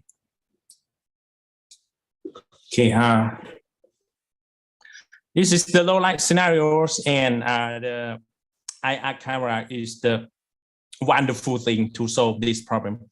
But I think this is the old or ancient technology already. You can observe that the camera in your mobile phone or in modern digital camera works very well during night time. So in low light scenarios, we may not need the infrared camera at all, because nowadays the camera in your mobile phone can discover everything during night time, okay, because the technology go. Another application of the electromagnetic wave is in the ultraviolet region. You have planted many fruits or anything, like you grow up many plants and you get a product in terms of fruits or other agricultural products. And of course, once the product is too much in some countries, they want to export their products in terms of fruits to other countries, because the fruit may go by ships, or it may take several days or months. And if you don't take care of them from the ground, from the farm, there will be some bacteria or some fungi, and if you let them stay on the skin of the fruits quite long time, the fungi or the bacteria may destroy your the skin or the whole piece of your product, of your fruit. Okay, that's not what we want, right? So human is clever. They try to reduce the amount of unwanted living creatures, which is bacteria or fungi. Okay, they just project the UV light onto the fruits like this, so that the bacteria will be cured and fungi will be removed. All right, now the skin of this fruit is clean, and after that they can wrap it with plastic and so on. Okay, once they cover with special soft plastic, then it's time to deliver this product to other country for a long time, 1 week, 2 weeks. There will be no big effect, deteriorating effect to this product, agricultural products. All right. Another application of the electromagnetic wave is to detect whether that banknote is the genuine one or not. Okay, you know that in our life, money is important. Money is the matter to share, okay, to get some services, to get the product for anything else you want in your life. And the bad people may create the banknotes in artificial way, okay, and that's the fake banknote. And the banknote that is created by the government should have a very complicated layer of one banknote. They laid out even a special bar, and this bar is made of special chemical agent. It will return the light to us, to our human eyes. When this bar absorb the ultraviolet light, okay, the UV light, okay, but the UV light is not observable to human eyes, right? It's beyond the scope of our human eye ability. So yeah, the government just laid out this bar, but if you look at every day, you cannot see this bar. You can see this bar if there is UV light that hits this banknote, okay, and this bar will emit the special thing to you, to our human eyes. They can even lay down the number 20, like the price, the price of these banknotes. Here it's 20. Okay, they can use this chemical agent in any alphabet. Okay, and yeah, the fake banknote may not have this bar, and we use this difference to detect whether that banknote is fake or real, okay, or genuine one. Yeah, this is the UV light source. Okay, it might be useful for you if you are the owner of a shop or the cashier of any department store may have this device, okay, to detect whether your banknote is correct or not, or is genuine or not, right? Yeah. Another one is that we are here in Thailand, and we have many chances to get sunshine. It's no problem to us.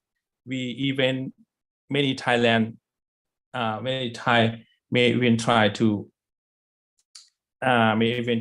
to escape from the sunshine, okay, by protecting themselves with jacket, by lotion, okay, and many things, right? But for the people who live in cold area, like in European continent, in United States, in Canada, for example, they are very cold.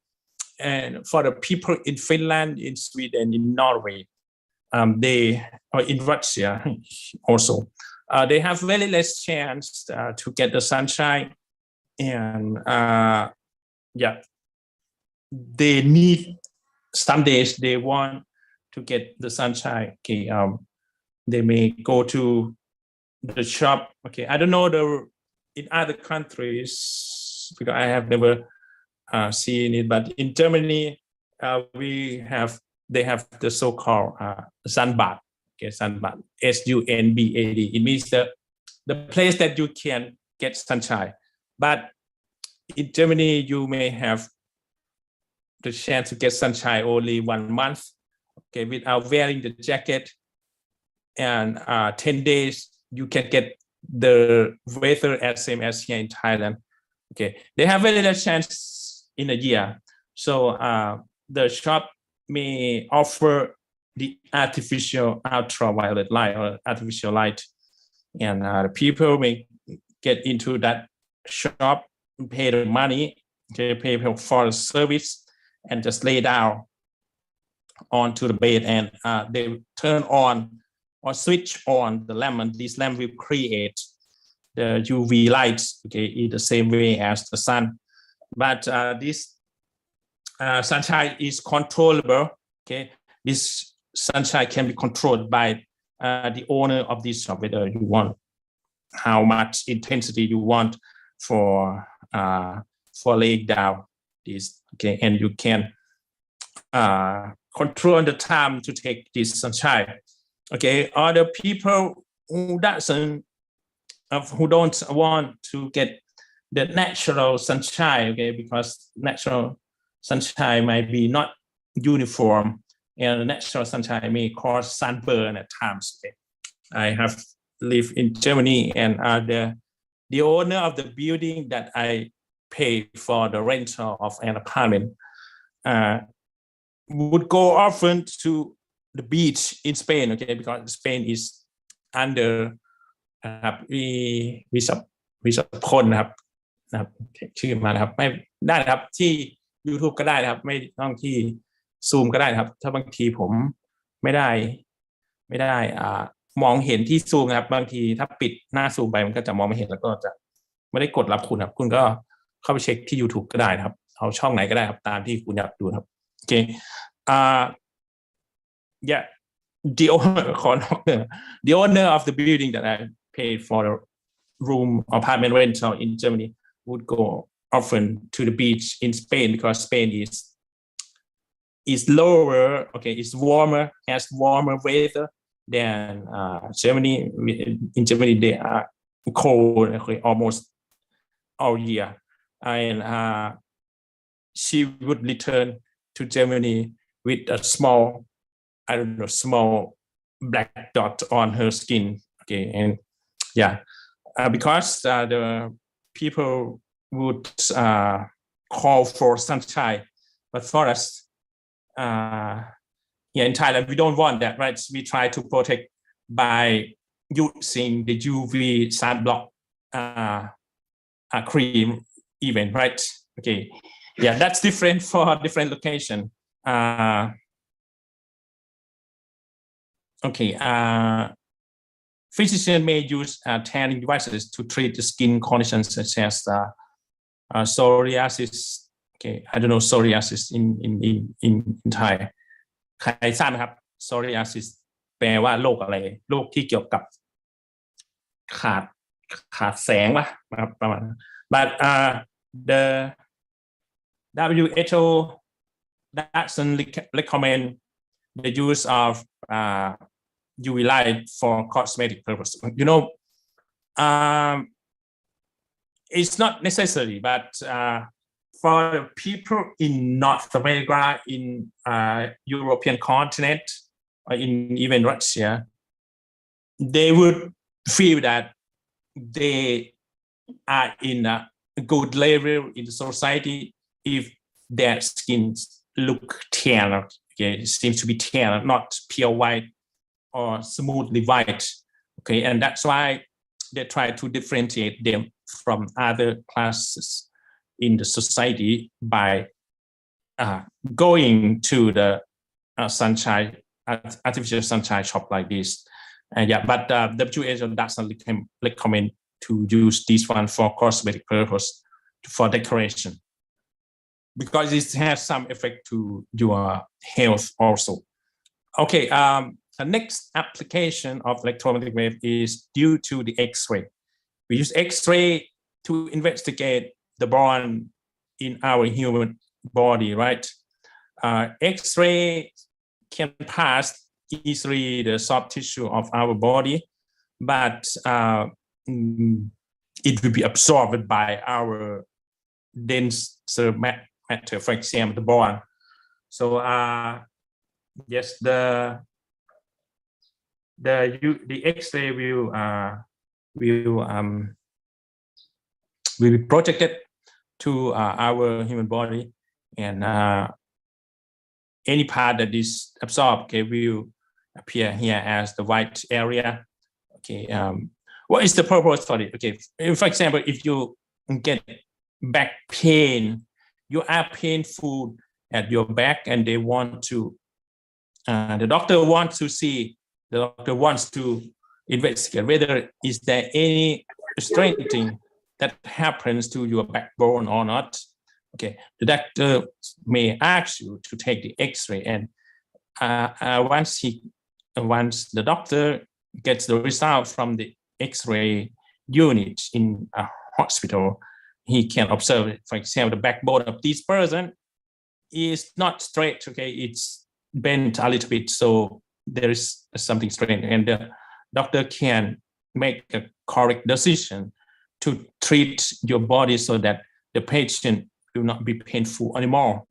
Okay, yeah, X-ray serves as a good medium to help the doctor to cure the patient. Okay, this photographic film is placed behind the body. Okay, you lay down here, and there will be photographic film. And yes, of course, the X-ray are aimed at the film. Only the X-ray that pass through the body will expose the film. Okay, and that's why we can see somehow the whole body. But X-ray is the way to see the bone of human body, right? If you want to see everything, like stomach in any part, like liver, heart, and so on, you cannot use X-ray, because X-ray cannot tell you what is going on with those elements in your body. You need to use the magnetic resonance imaging, right? The MRI. MRI can tell you everything, even in the liquid phase, like brain, heart, liver and other components inside your body. Okay, you have to go to MRI, not X-ray. X-ray will tell you something about a bone at a certain point you want to investigate. Okay, another application of the electromagnetic wave is gamma ray. Gamma rays can be used to treat the cancer problem in human body. For example, the doctor knows from the science that the cancer cell cannot recover itself if someone destroy it. Okay, so once the doctor knows this principle, he may want to help the patient to remove the cancer cell from the patient body by using the gamma ray projector. Okay, for example, here is the place that the doctor can rotate this projector, and once he rotates, there will be the intersection of every time, and this location might be the location of the cancer cell, and it's called tumor. Okay, yeah, this is the intersection point of different angles of projection, and the heat will appear here because this is the point that collects the gamma ray in every direction. So yeah, if this is the cancer area, the cancer cell will be destroyed, will die, and it cannot recover again. Okay, even we transmit the gamma ray to the good cell, not the cancer cell. The good cell, okay, may get some problem with that. Okay, but it will recover itself to become a good condition again, and that's the way the doctor used gamma ray to cure the patient for the cancer. Another application of the gamma ray is the tracer idea. In this way, the doctor arrives at the investigation process. It's not the treatment process. Okay, this patient came with special symptom, and the doctor would ask for the symptoms, and he may guess that there might be something wrong inside his body, and they use the gamma ray to detect. Okay, the technique in this manner is that they have to inject the liquid that has gamma ray, that can emit gamma ray. It's a radioactive liquid.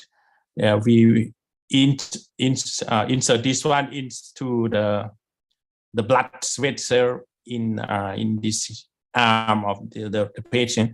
Okay, the blood will carry out and go out everywhere until the leg of this patient body. And after that, once the liquid stays well on the blood vessel, this liquid, okay, will emit the gamma rays. Okay, we cannot see the gamma ray by eyes.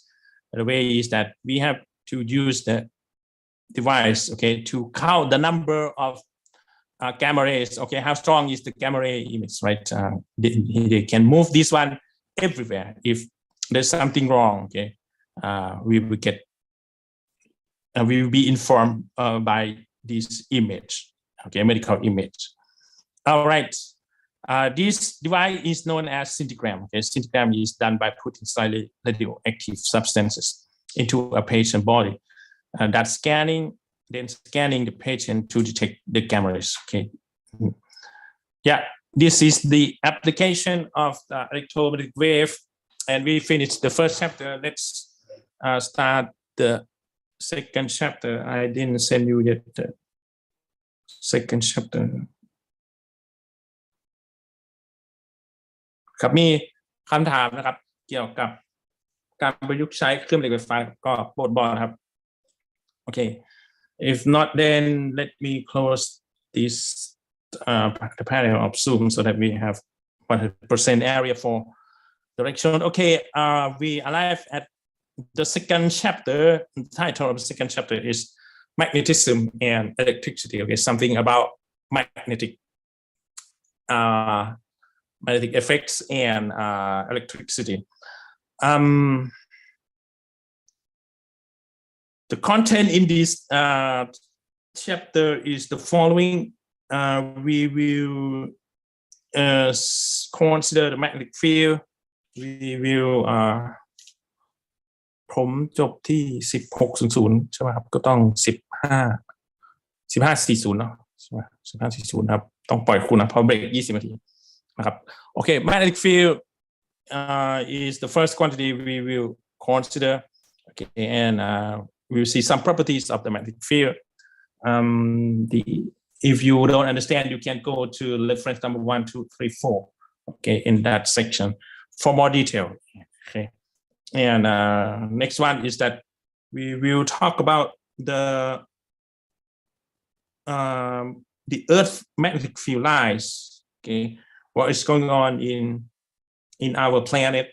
Okay, next one is magnetic flux. Okay, is the magnetic field per area, and the next one will be a little bit miracle magnetic field from current carrying conductor. It's another name is that it's the Ampere law or something like that. The next one is magnetic force of current carrying conductors. If you have two conductors, how could we find the attractive force of those two conductors or the long straight lines? The next topic is magnetic force between two conductors. Okay, this is the magnetic force on current carrying conductor. Here is the force on two conductors. Well, another one is the torque. Okay, you know, torque is the product between, torque is actually the moment, right? Torque is like the product between force and distance, right? So torque on a current loop and solenoid will be considered in this seventh section. And once you get to know the torque idea, and there is a classical device, okay, that applies the torque principle in this section, and that device is known as galvanometer. I think you may have never seen galvanometer in your life because you are in a new generation, but galvanometer was quite popular during my grandparent, grandfather generation. Okay, yeah, but nowadays it's not popular. It's not widely used at all because you can go to the electricity shop, okay, to the electrical shop, and you just pay 300 or something like that. You can get a good multimeter, and multimeter will serve for many functionalities by galvanometer. Okay, and yeah.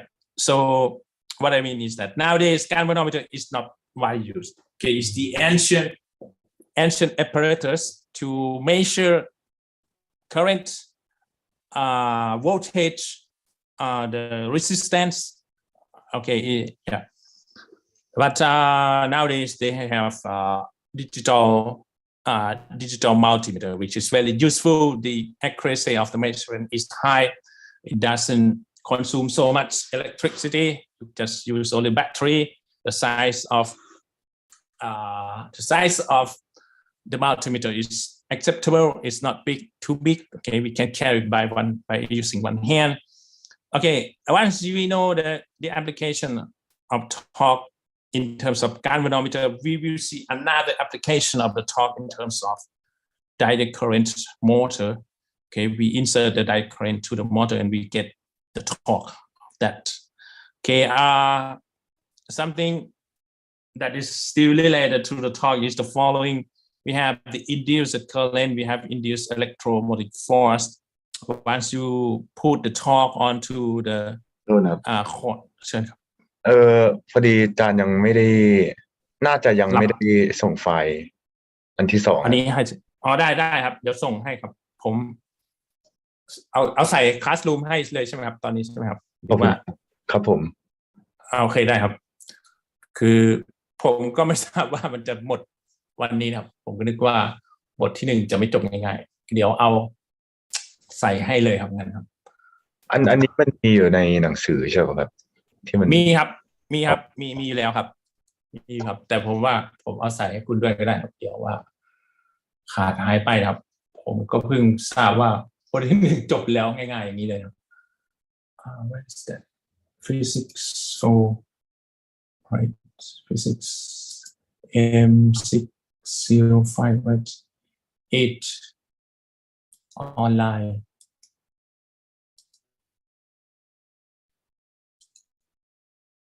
นะครับก็กำลังแนะนำนะครับว่าบท2ของเรานี้จะพบอะไรบ้างครับจะพบอะไรบ้างก็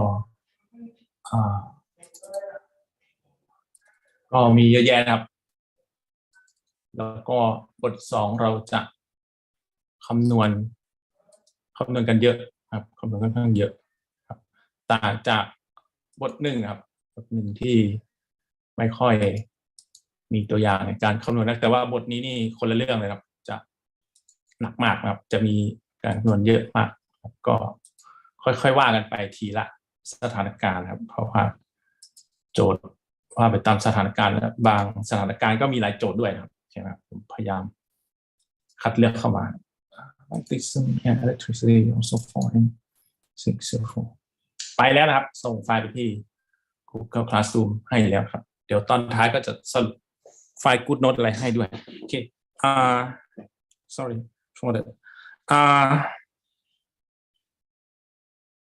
yeah right no this is for bachelor degree yes the induced currents and induced electromagnetic force are the result caused by we put the torque onto the generator and we get the induced current, or you can see a loop of inductor. Okay, and we will talk about Faraday's law of induction. Okay, we will use his law to determine something in physics, and we will see the actual application of the idea by Faraday, and this device is known as electric generator. This is the device that will give us the electricity. You can see it in every electrical power plant.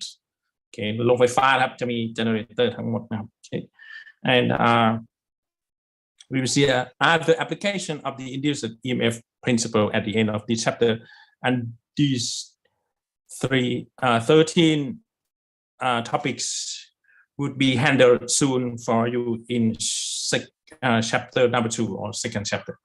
Okay, let's talk about the first quantity. Otherwise, we cannot go well to the next section. There are many ways to describe magnetic field. Magnetic field is the abstract entity. Okay, you cannot see the magnetic field by eyes, but you can get the inference of magnetic field. Okay, you may be the person who is spatial. You can, I don't know, maybe Wolverine or something. The guy in X-Men cinema or something that may have ability to see magnetic field, but for a human, the general human being, we cannot see the magnetic field, but we can realize that there is magnetic field. Okay, even we don't see it by eyes. Okay, magnetic field is a region of space in which magnetic force can act on other magnets, act on electric current or moving charged particle. And this is the definition of magnetic field. Okay, it's not visible. It's a region of space. Magnetic field is the field of force that cause the force on material like iron if we place it. If it is placed in the vicinity of the field. What is this sentence in? Okay, you may not be able to see the magnetic field lines on the magnetic field, but you can see this is the region that has magnetic field. You can get this picture if you Okay, you know fire, right? Or the powder of iron. Okay, คุณรู้จักตะไบครับเอาตะไบเป็นตะไบเหล็กครับก็จะได้เศษเหล็กเล็กๆครับ Okay, you get the tiny piece of iron. Okay, but this is million piece of iron. If you throw this iron powder or iron fillings around this is the permanent magnet bar. Okay, there is north pole, there is south pole. We will talk about north pole and south pole later. But you cannot see the magnetic field by eyes. But if you throw or leave the iron powder, okay, the magnetic field lines will arrange all the powder in a tidy manner like this. Okay, and what you can see is the traces of the several iron powder. Okay, and with this experiment, okay, let's go further. We have a north pole, and here we have south pole. The magnetic field line we start from the north pole to the south pole. Okay, in every line like this. Okay, this is visualized by using the iron fillings. Okay, you have the simple form of the magnet bar, right? Permanent magnet like this. But let's go to the horse farm. Let's talk about the horse. You know that once the horse was born, he doesn't have the shoe at all. But for some scenario, if we want to use the horse in a spatial terrain, the feet of the horse may get trouble. Okay, may be in a dangerous situation. So human developed an iron with the same shape of the feet of the horse, and they leave it like the shoe wearing, like the human wearing shoe. Like this, and this iron is known as horseshoe magnet. But the horseshoe is not always magnet. Okay, they just produce a magnet like this, and of course, at the end of the horseshoe magnet, there will be two poles, right? This is the north polarity. This is the south pole, right? So the magnetic field line we start from the north pole to the south pole like this. Let's move to the next one. A magnetic field is a picture that we use as tool to describe how the magnetic force is distributed in the space around something magnet. Yeah. Yes, of course. Even if we cannot see the magnetic field, we use a spatial agent like iron fillings, tiny piece of iron fillings, as a tool to describe how the magnetic force is distributed. Okay, you can see the distribution of magnetic field lines. แล้วผมขออนุญาตถามคำหนึ่งครับว่าทำไมการทดลอง3รูปนี้เขาใช้ผงเหล็กโลหะขนาดเล็ก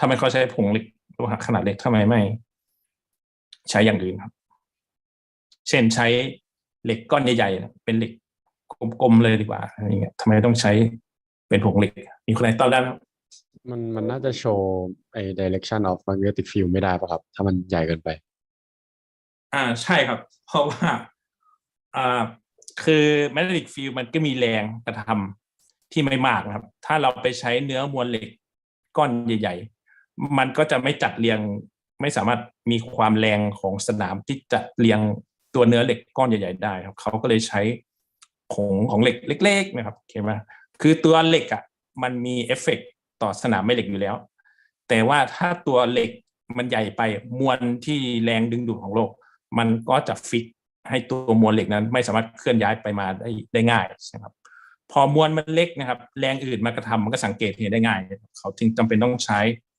ผงเหล็กเช่นนี้นะครับโอเคlet's talk about our story. Magnetic field is actually the vector field. Okay, it's a vector quantity that describes the magnetic influence of electric charge or even the magnetized material. What is that? It's the material that is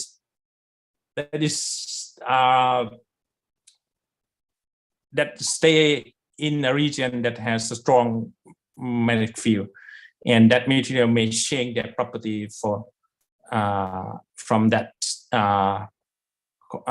reservation. Okay, when you keep it in that area, that material may change their orientation of the polarity inside the molecules, and they can become another magnet. But even it's not a permanent magnet, but it has some magnetic field effect for a certain time, and that's called magnetized material. Even it's not permanent magnet, but it can have magnetic field for a period of time. Okay, magnetic field lines are the trajectories that non-magnetic monopole would follow when placed in the magnetic field. So okay, it means this one. You throw away the iron fillings and you can see the magnetic field, the magnetic field lines. Okay, even there is magnetic field line. If you don't throw the iron fillings, you cannot see whether there is magnetic field line or not. So iron filling is used as the medium to represent the magnetic field lines. Okay, let's take a look at another figure. You have here the permanent magnet bar, right? There are two poles, the south pole on the left, north pole on the right. And the physicists create the model of the magnetic field line like this. The magnetic field line will start from the north pole, and it has an arrow pointing in this way. Okay, the curve of the magnetic field line may not be the straight line. Okay, it's a curve V line like this. It's a curve, right? If you don't believe in the blue one that was created by physicists, you may use your compass. You know compass, right? Compass, เข็มทิศนะครับ เข็มทิศ If you have the compass, you may lay down your compass at this location, and the end point of your arrow in the compass will represent the magnetic field line at that location. If you leave the compass in this area and the magnetic field line are pointing in this way, you will get different direction at different location on this magnetic field line. Okay, and that's why the physicist has created the magnetic field lines definition like this. Okay, let's talk about the property of magnetic field line. What can it be, and what can it be? The magnetic field lines never cross. What is that? It means there will be no intersection or touching point between this line and this line. Okay, these two or three lines will have no touching points. Okay, we have no intersection. Another one is the density field lines indicate the strength of the field. So what is density then? Density, like, as you know, density is the mass, right, per volume. For example, the water, 1,000 kilogram per 1 cubic meter, right? 1 cubic meter. But the density of the magnetic field is done by is the ratio between the number of magnetic field lines per area, and that's the meaning of density. Magnetic field lines are continuous and do not stop and start and stop anywhere. What does that mean then? You cannot say this is the magnetic field line and then you cut another one and cut this area. No, it's impossible. The magnetic field line should be continuous and smooth like this. Even it's not straight line, it should be smooth like this. And magnetic field sources are essentially dipolar in nature. What is that then? It means has the North Pole and South Pole. Okay, it has both poles in a certain magnetic field bar, permanent magnet bar. The direction of the field is required. Okay, once you draw the magnetic field line, there should be also the arrow of the magnetic field line. You cannot draw the curve and without any arrow. Okay, that's the notation, like question in physics. Okay, in physics. The next one is magnetic field lines can be visualized quite easily in the real world. Okay, for example, by dropping the iron fillings around. Okay, we can measure the magnetic field lines by throwing the iron fillings or the tiny pieces of metal or iron. Okay, the strength of the field is proportional to the closeness of the lines. Okay, if you are close to the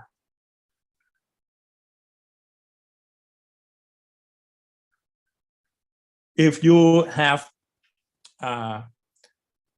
these magnetic field lines closer to this one, and this one is closer, it means the strength of this magnetic field is greater, okay, is increasing. And magnetic field lines follow the superposition principle. Well, in electricity, we have also the principle of superposition for magnetics. But in bachelor degree, we have superposition principle also for the magnetic field lines. What is that then? Let's take a look at this one. Let's take a look at this figure. We have two permanent magnet bars. The first one on the left hand, the second one on the right hand. And of course, according to the conventional of drawing the magnetic field lines, magnetic field lines start from the North Pole to the South Pole, okay, and it should have arrow. You can see that these lines don't intersect each other, okay, and the magnetic field line can even go in this way, go another way, but it will not reach its own South Pole at all. Only this component, okay, maybe half of that, we return to the South Pole. And on the right side, we have the magnetic bar also, and we have the North Pole on the left and South Pole on the right. And of course, North Pole is the location where the magnetic field line emerges, right? The magnetic field line starts from North Pole like this, to the South Pole. And it can even generate a magnetic field line in this direction. Okay. This is the individual property of each magnetic bar. But if we move those one of these magnetic bars, permanent magnet bar, to be closer together, to be closer to each other. Before that, we have the magnetic field lines starting from the North Pole. We have the magnetic field line coming to the South Pole in this way. And once you move them to be closer, this line and this line will coincide to each other. This line will coincide with each other. This will coincide each other. And that's why we have here a smooth way of magnetic field lines for different layers. Okay, and this is known as superposition. Okay, you combine two parts of the magnetic field lines, okay, to get a smooth and continuous line like that. Okay, when we are talking about the magnetic field in electromagnetics, there are two quantities for that share the same name magnetic field, but we would prefer to differentiate one from another one by using a specific name. But you can also refer magnetic field to the letter H. You can also say magnetic field as vector B, okay, because it's also magnetic field. Both are magnetic field. What is H then? H can be known as magnetic field, but for specific purpose, we would say the magnetic field strength. Okay, magnetic field strength is the current per distance. Okay, and that's why we get the unit A by M. Okay, A ampere by meter, and B is the magnetic flux density. You can say that B is magnetic field is acceptable, but to differentiate them, to differentiate B from the letter H, we would say this is the magnetic flux density. Okay, but actually both can be called as the magnetic field. Magnetic flux density is valid for only B. Magnetic field strength is valid for only H.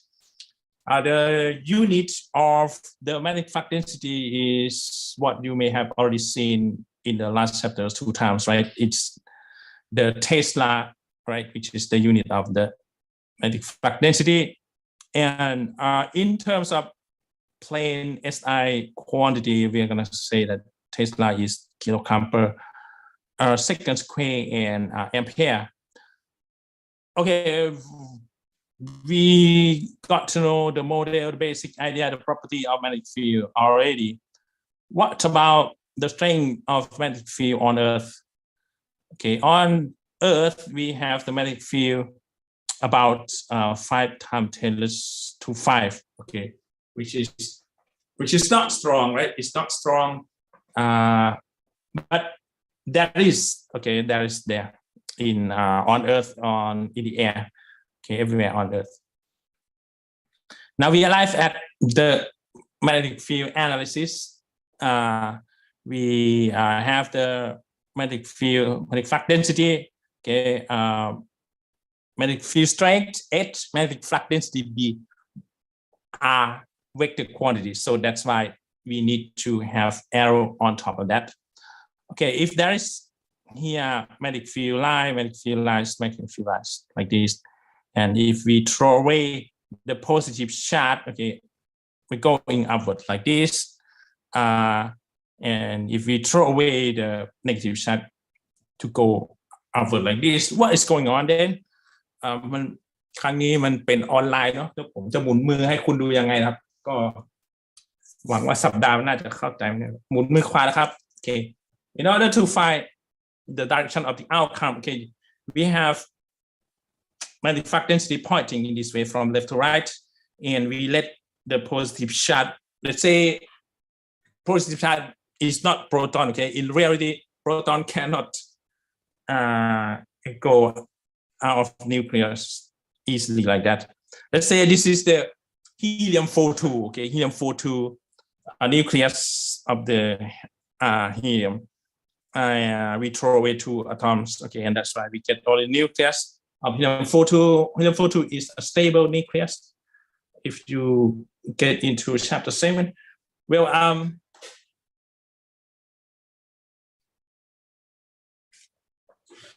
okay, even we are online, I need to let you know by using, I don't know how we determine the force, but this is the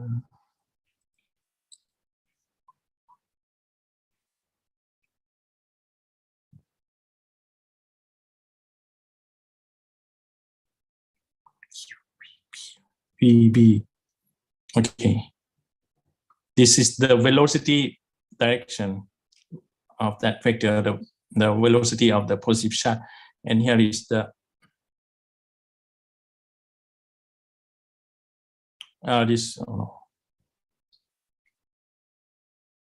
okay, this is the vector B, right?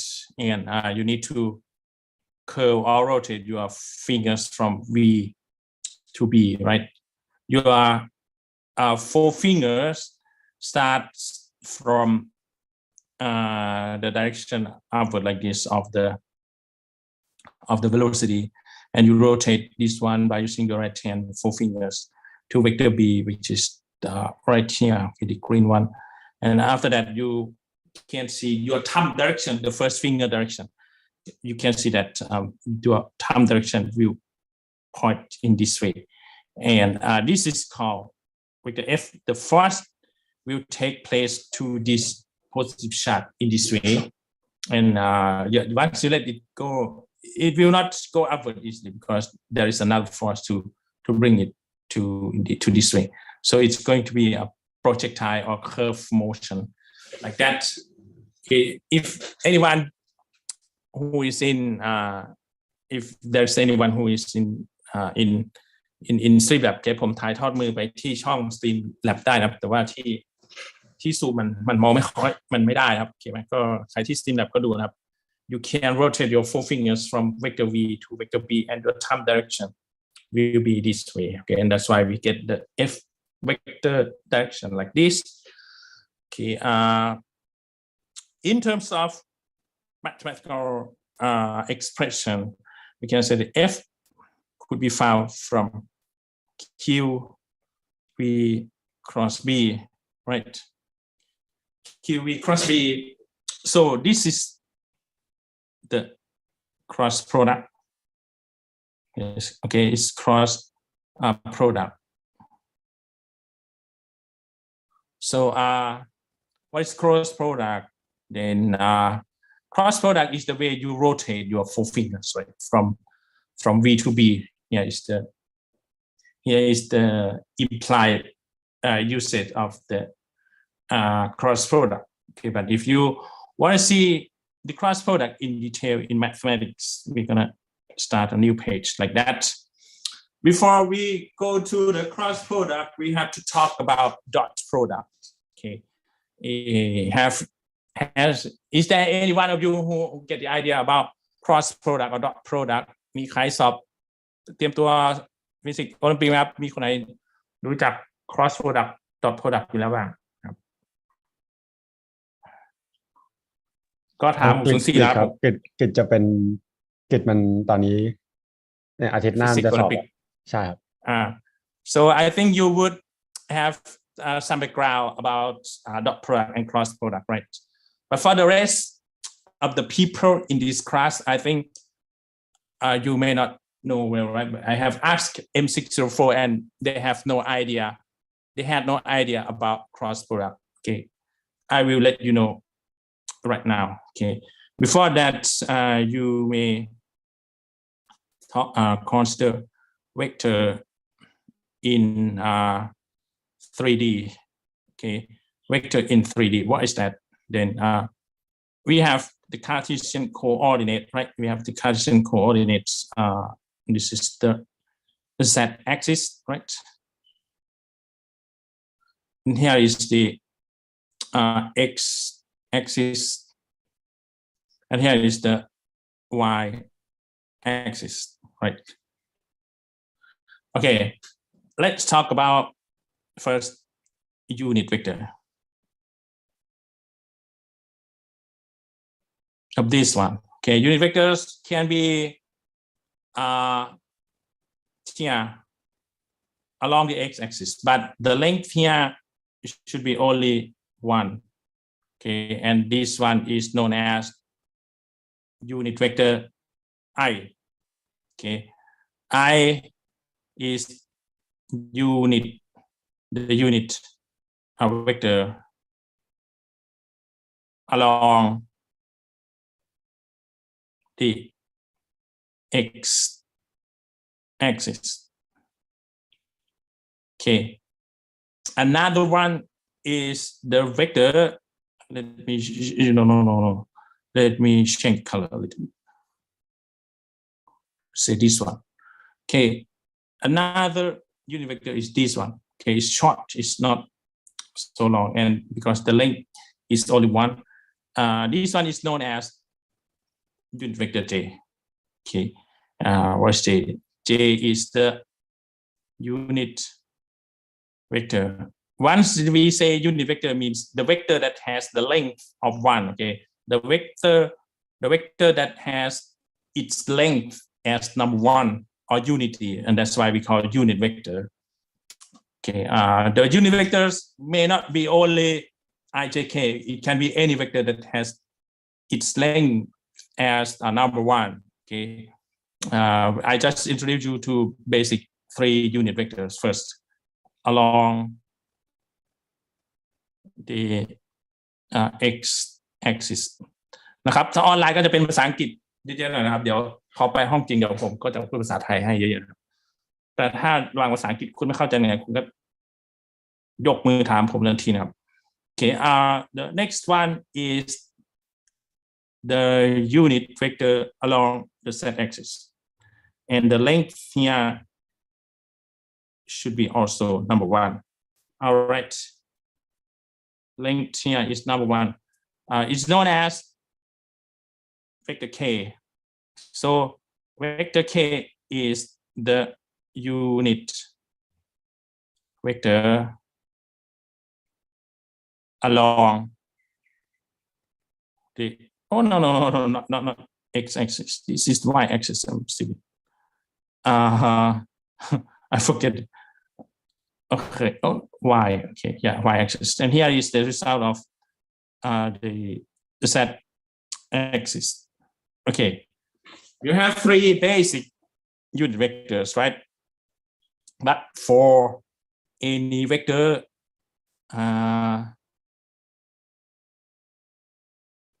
example like this,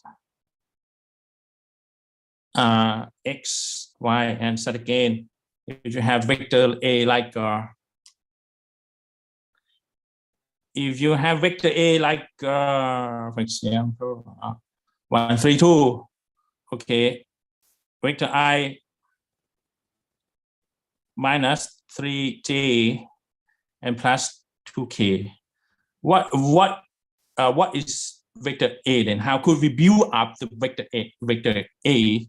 So you need to go along the x-axis by 1. So this is single 1, and you have to go along the y-axis by -3.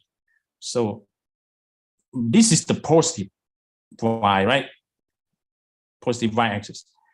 If we want to go to negative because of this minus sign, we have to go to the left, right, by 3 units, like this. Okay, 1, 2, 3, and we need to go to the y-axis, positive y-axis by number 2. So we go up by 2, only 1, 2. Okay, and unit vector a will be this one. Okay, starting from the origin. The origin is 0, 0, right? There's no component at all. And here is our destination for the vector a. And this one is called vector a. Okay, you know how to build up the vector first in 3-dimensional system of Cartesian coordinates. If we have another vector, which is vector b, for example, it's minus 6i plus 5j and minus 13k. Okay, you know vector addition, right?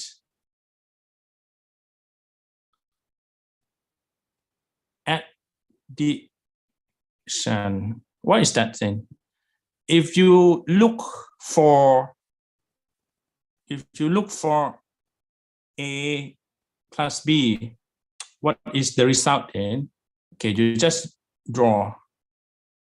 Just say it's vector I, because a is this one here, minus 3j and plus 2k, and vector b will be the second vector, right? After the plus sign, we write down here the plus sign, and we copy vector b to this location. Minus 6i plus 5j and minus 13k, right?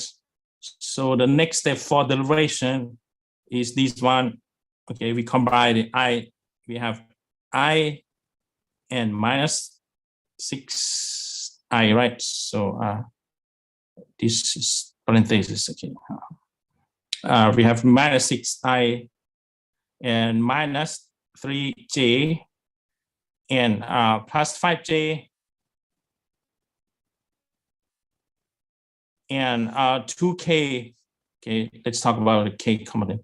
Plus 2k and minus 15k. You can see that you get 1 minus 6 of the vector I.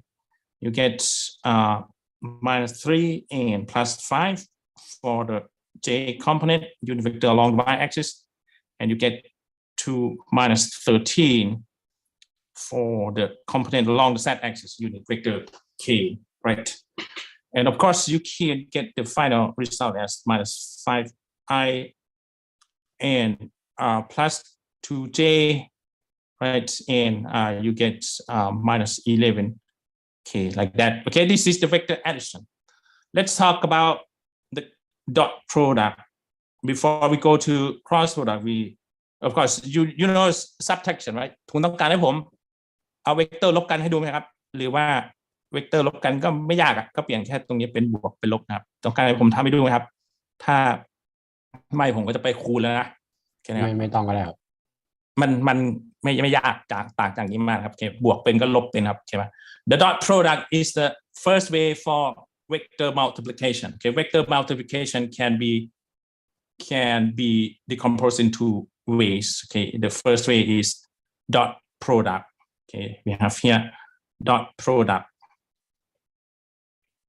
Another one is the cross product, which is what we are talking here, the cross product for velocity vector and the magnetic flux density vector. A dot product means if you want to find A dot B, it means you just multiply like this, I minus 3j and plus 2k, 2k, and dot the second vector, which is this one, minus 6i plus 5j and minus 13k. Okay, the way to do this is the following. You just pick up the coefficient in front of I for both components and multiply them together.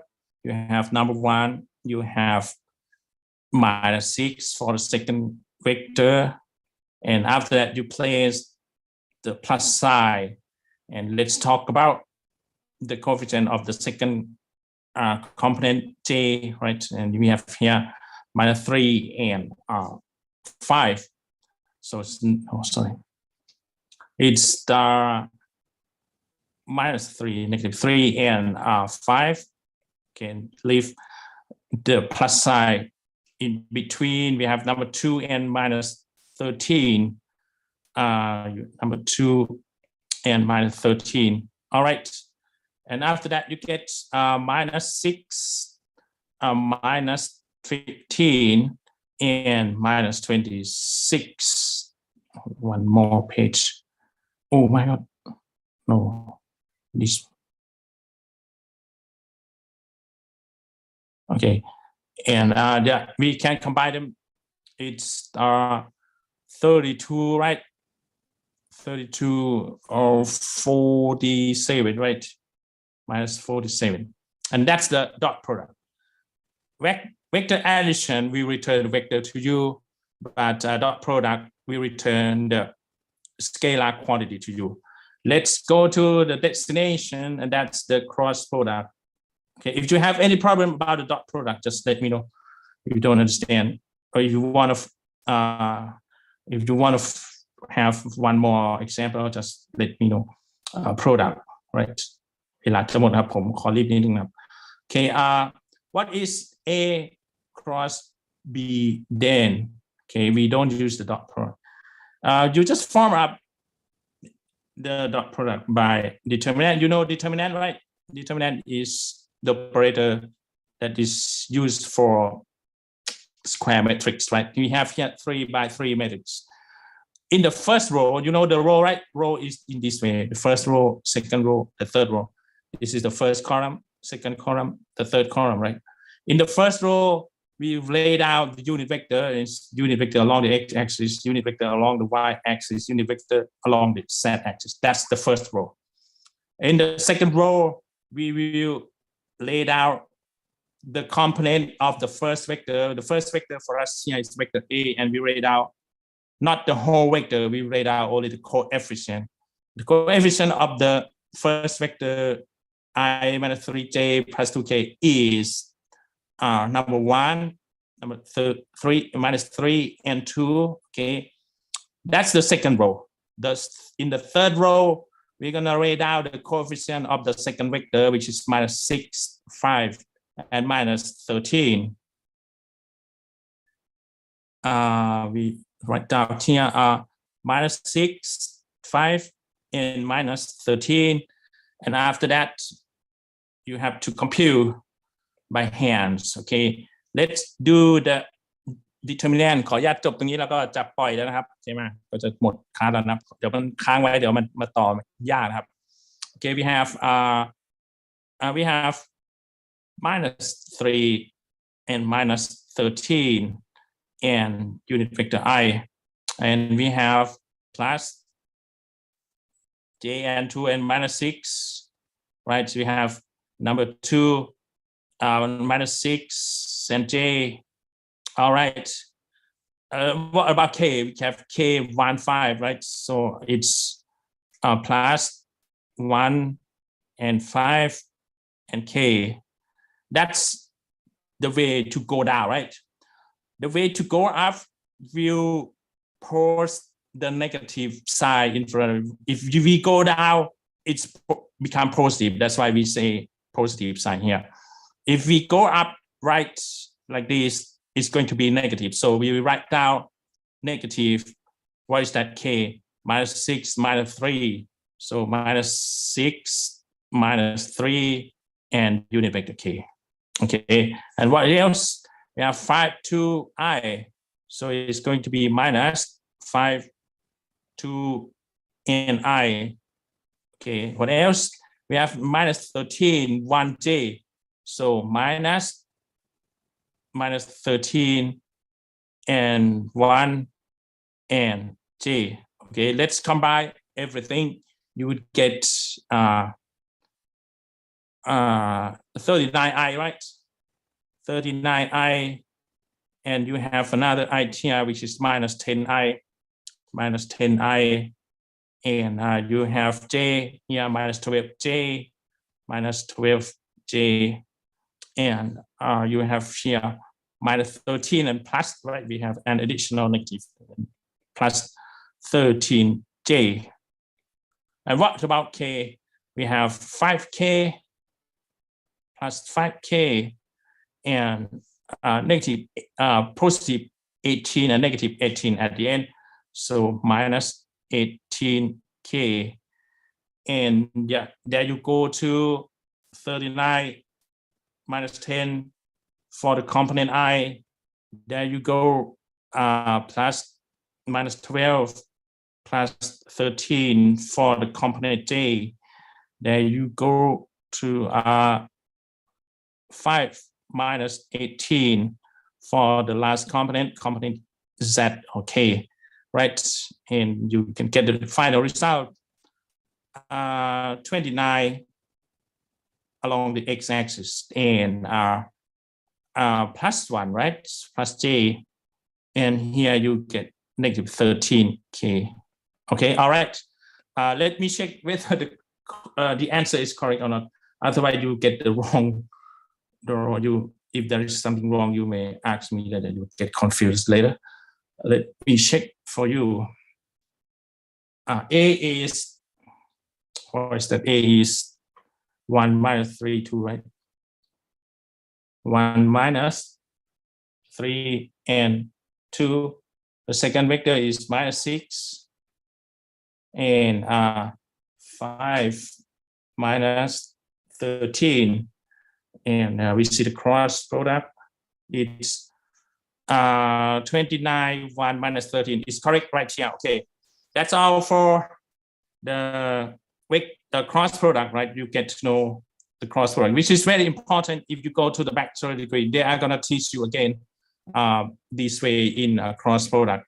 Start from dot product. Okay, yeah, that's everything for the lecture today. I was late by 4 minutes. See you on Friday if anyone didn't write down your name, please don't forget to type your name in the chat box in the Zoom meeting, or even you are in YouTube. Okay, please write down your name. Otherwise, you will get missing score in class attendance. Okay, I don't know where is the first person. Who is the first person? M605. I think this one, right?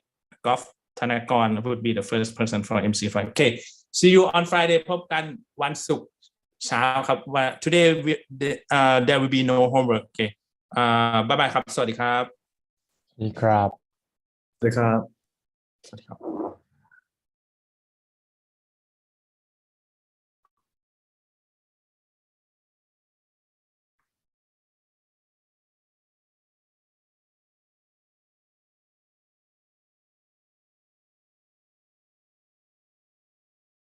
First person.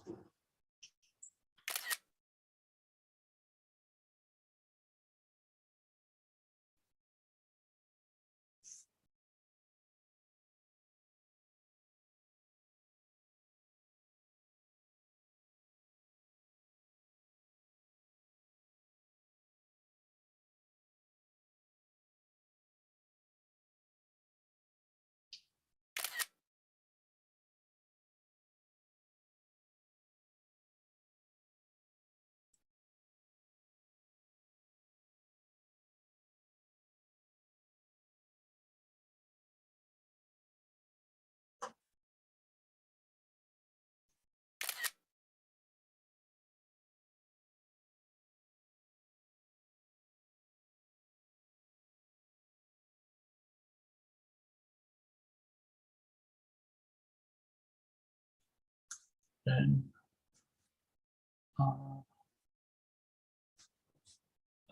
the person in YouTube with something 605. This is the here this one.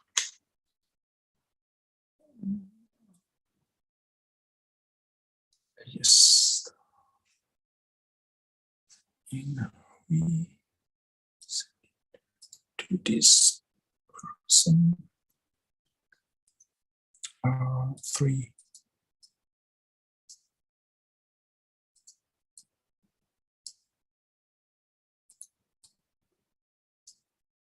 And this one, this is M605.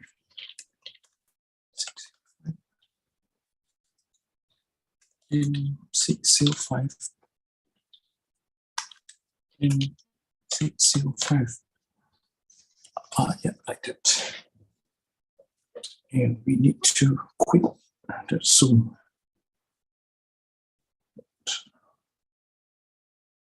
And 3 people.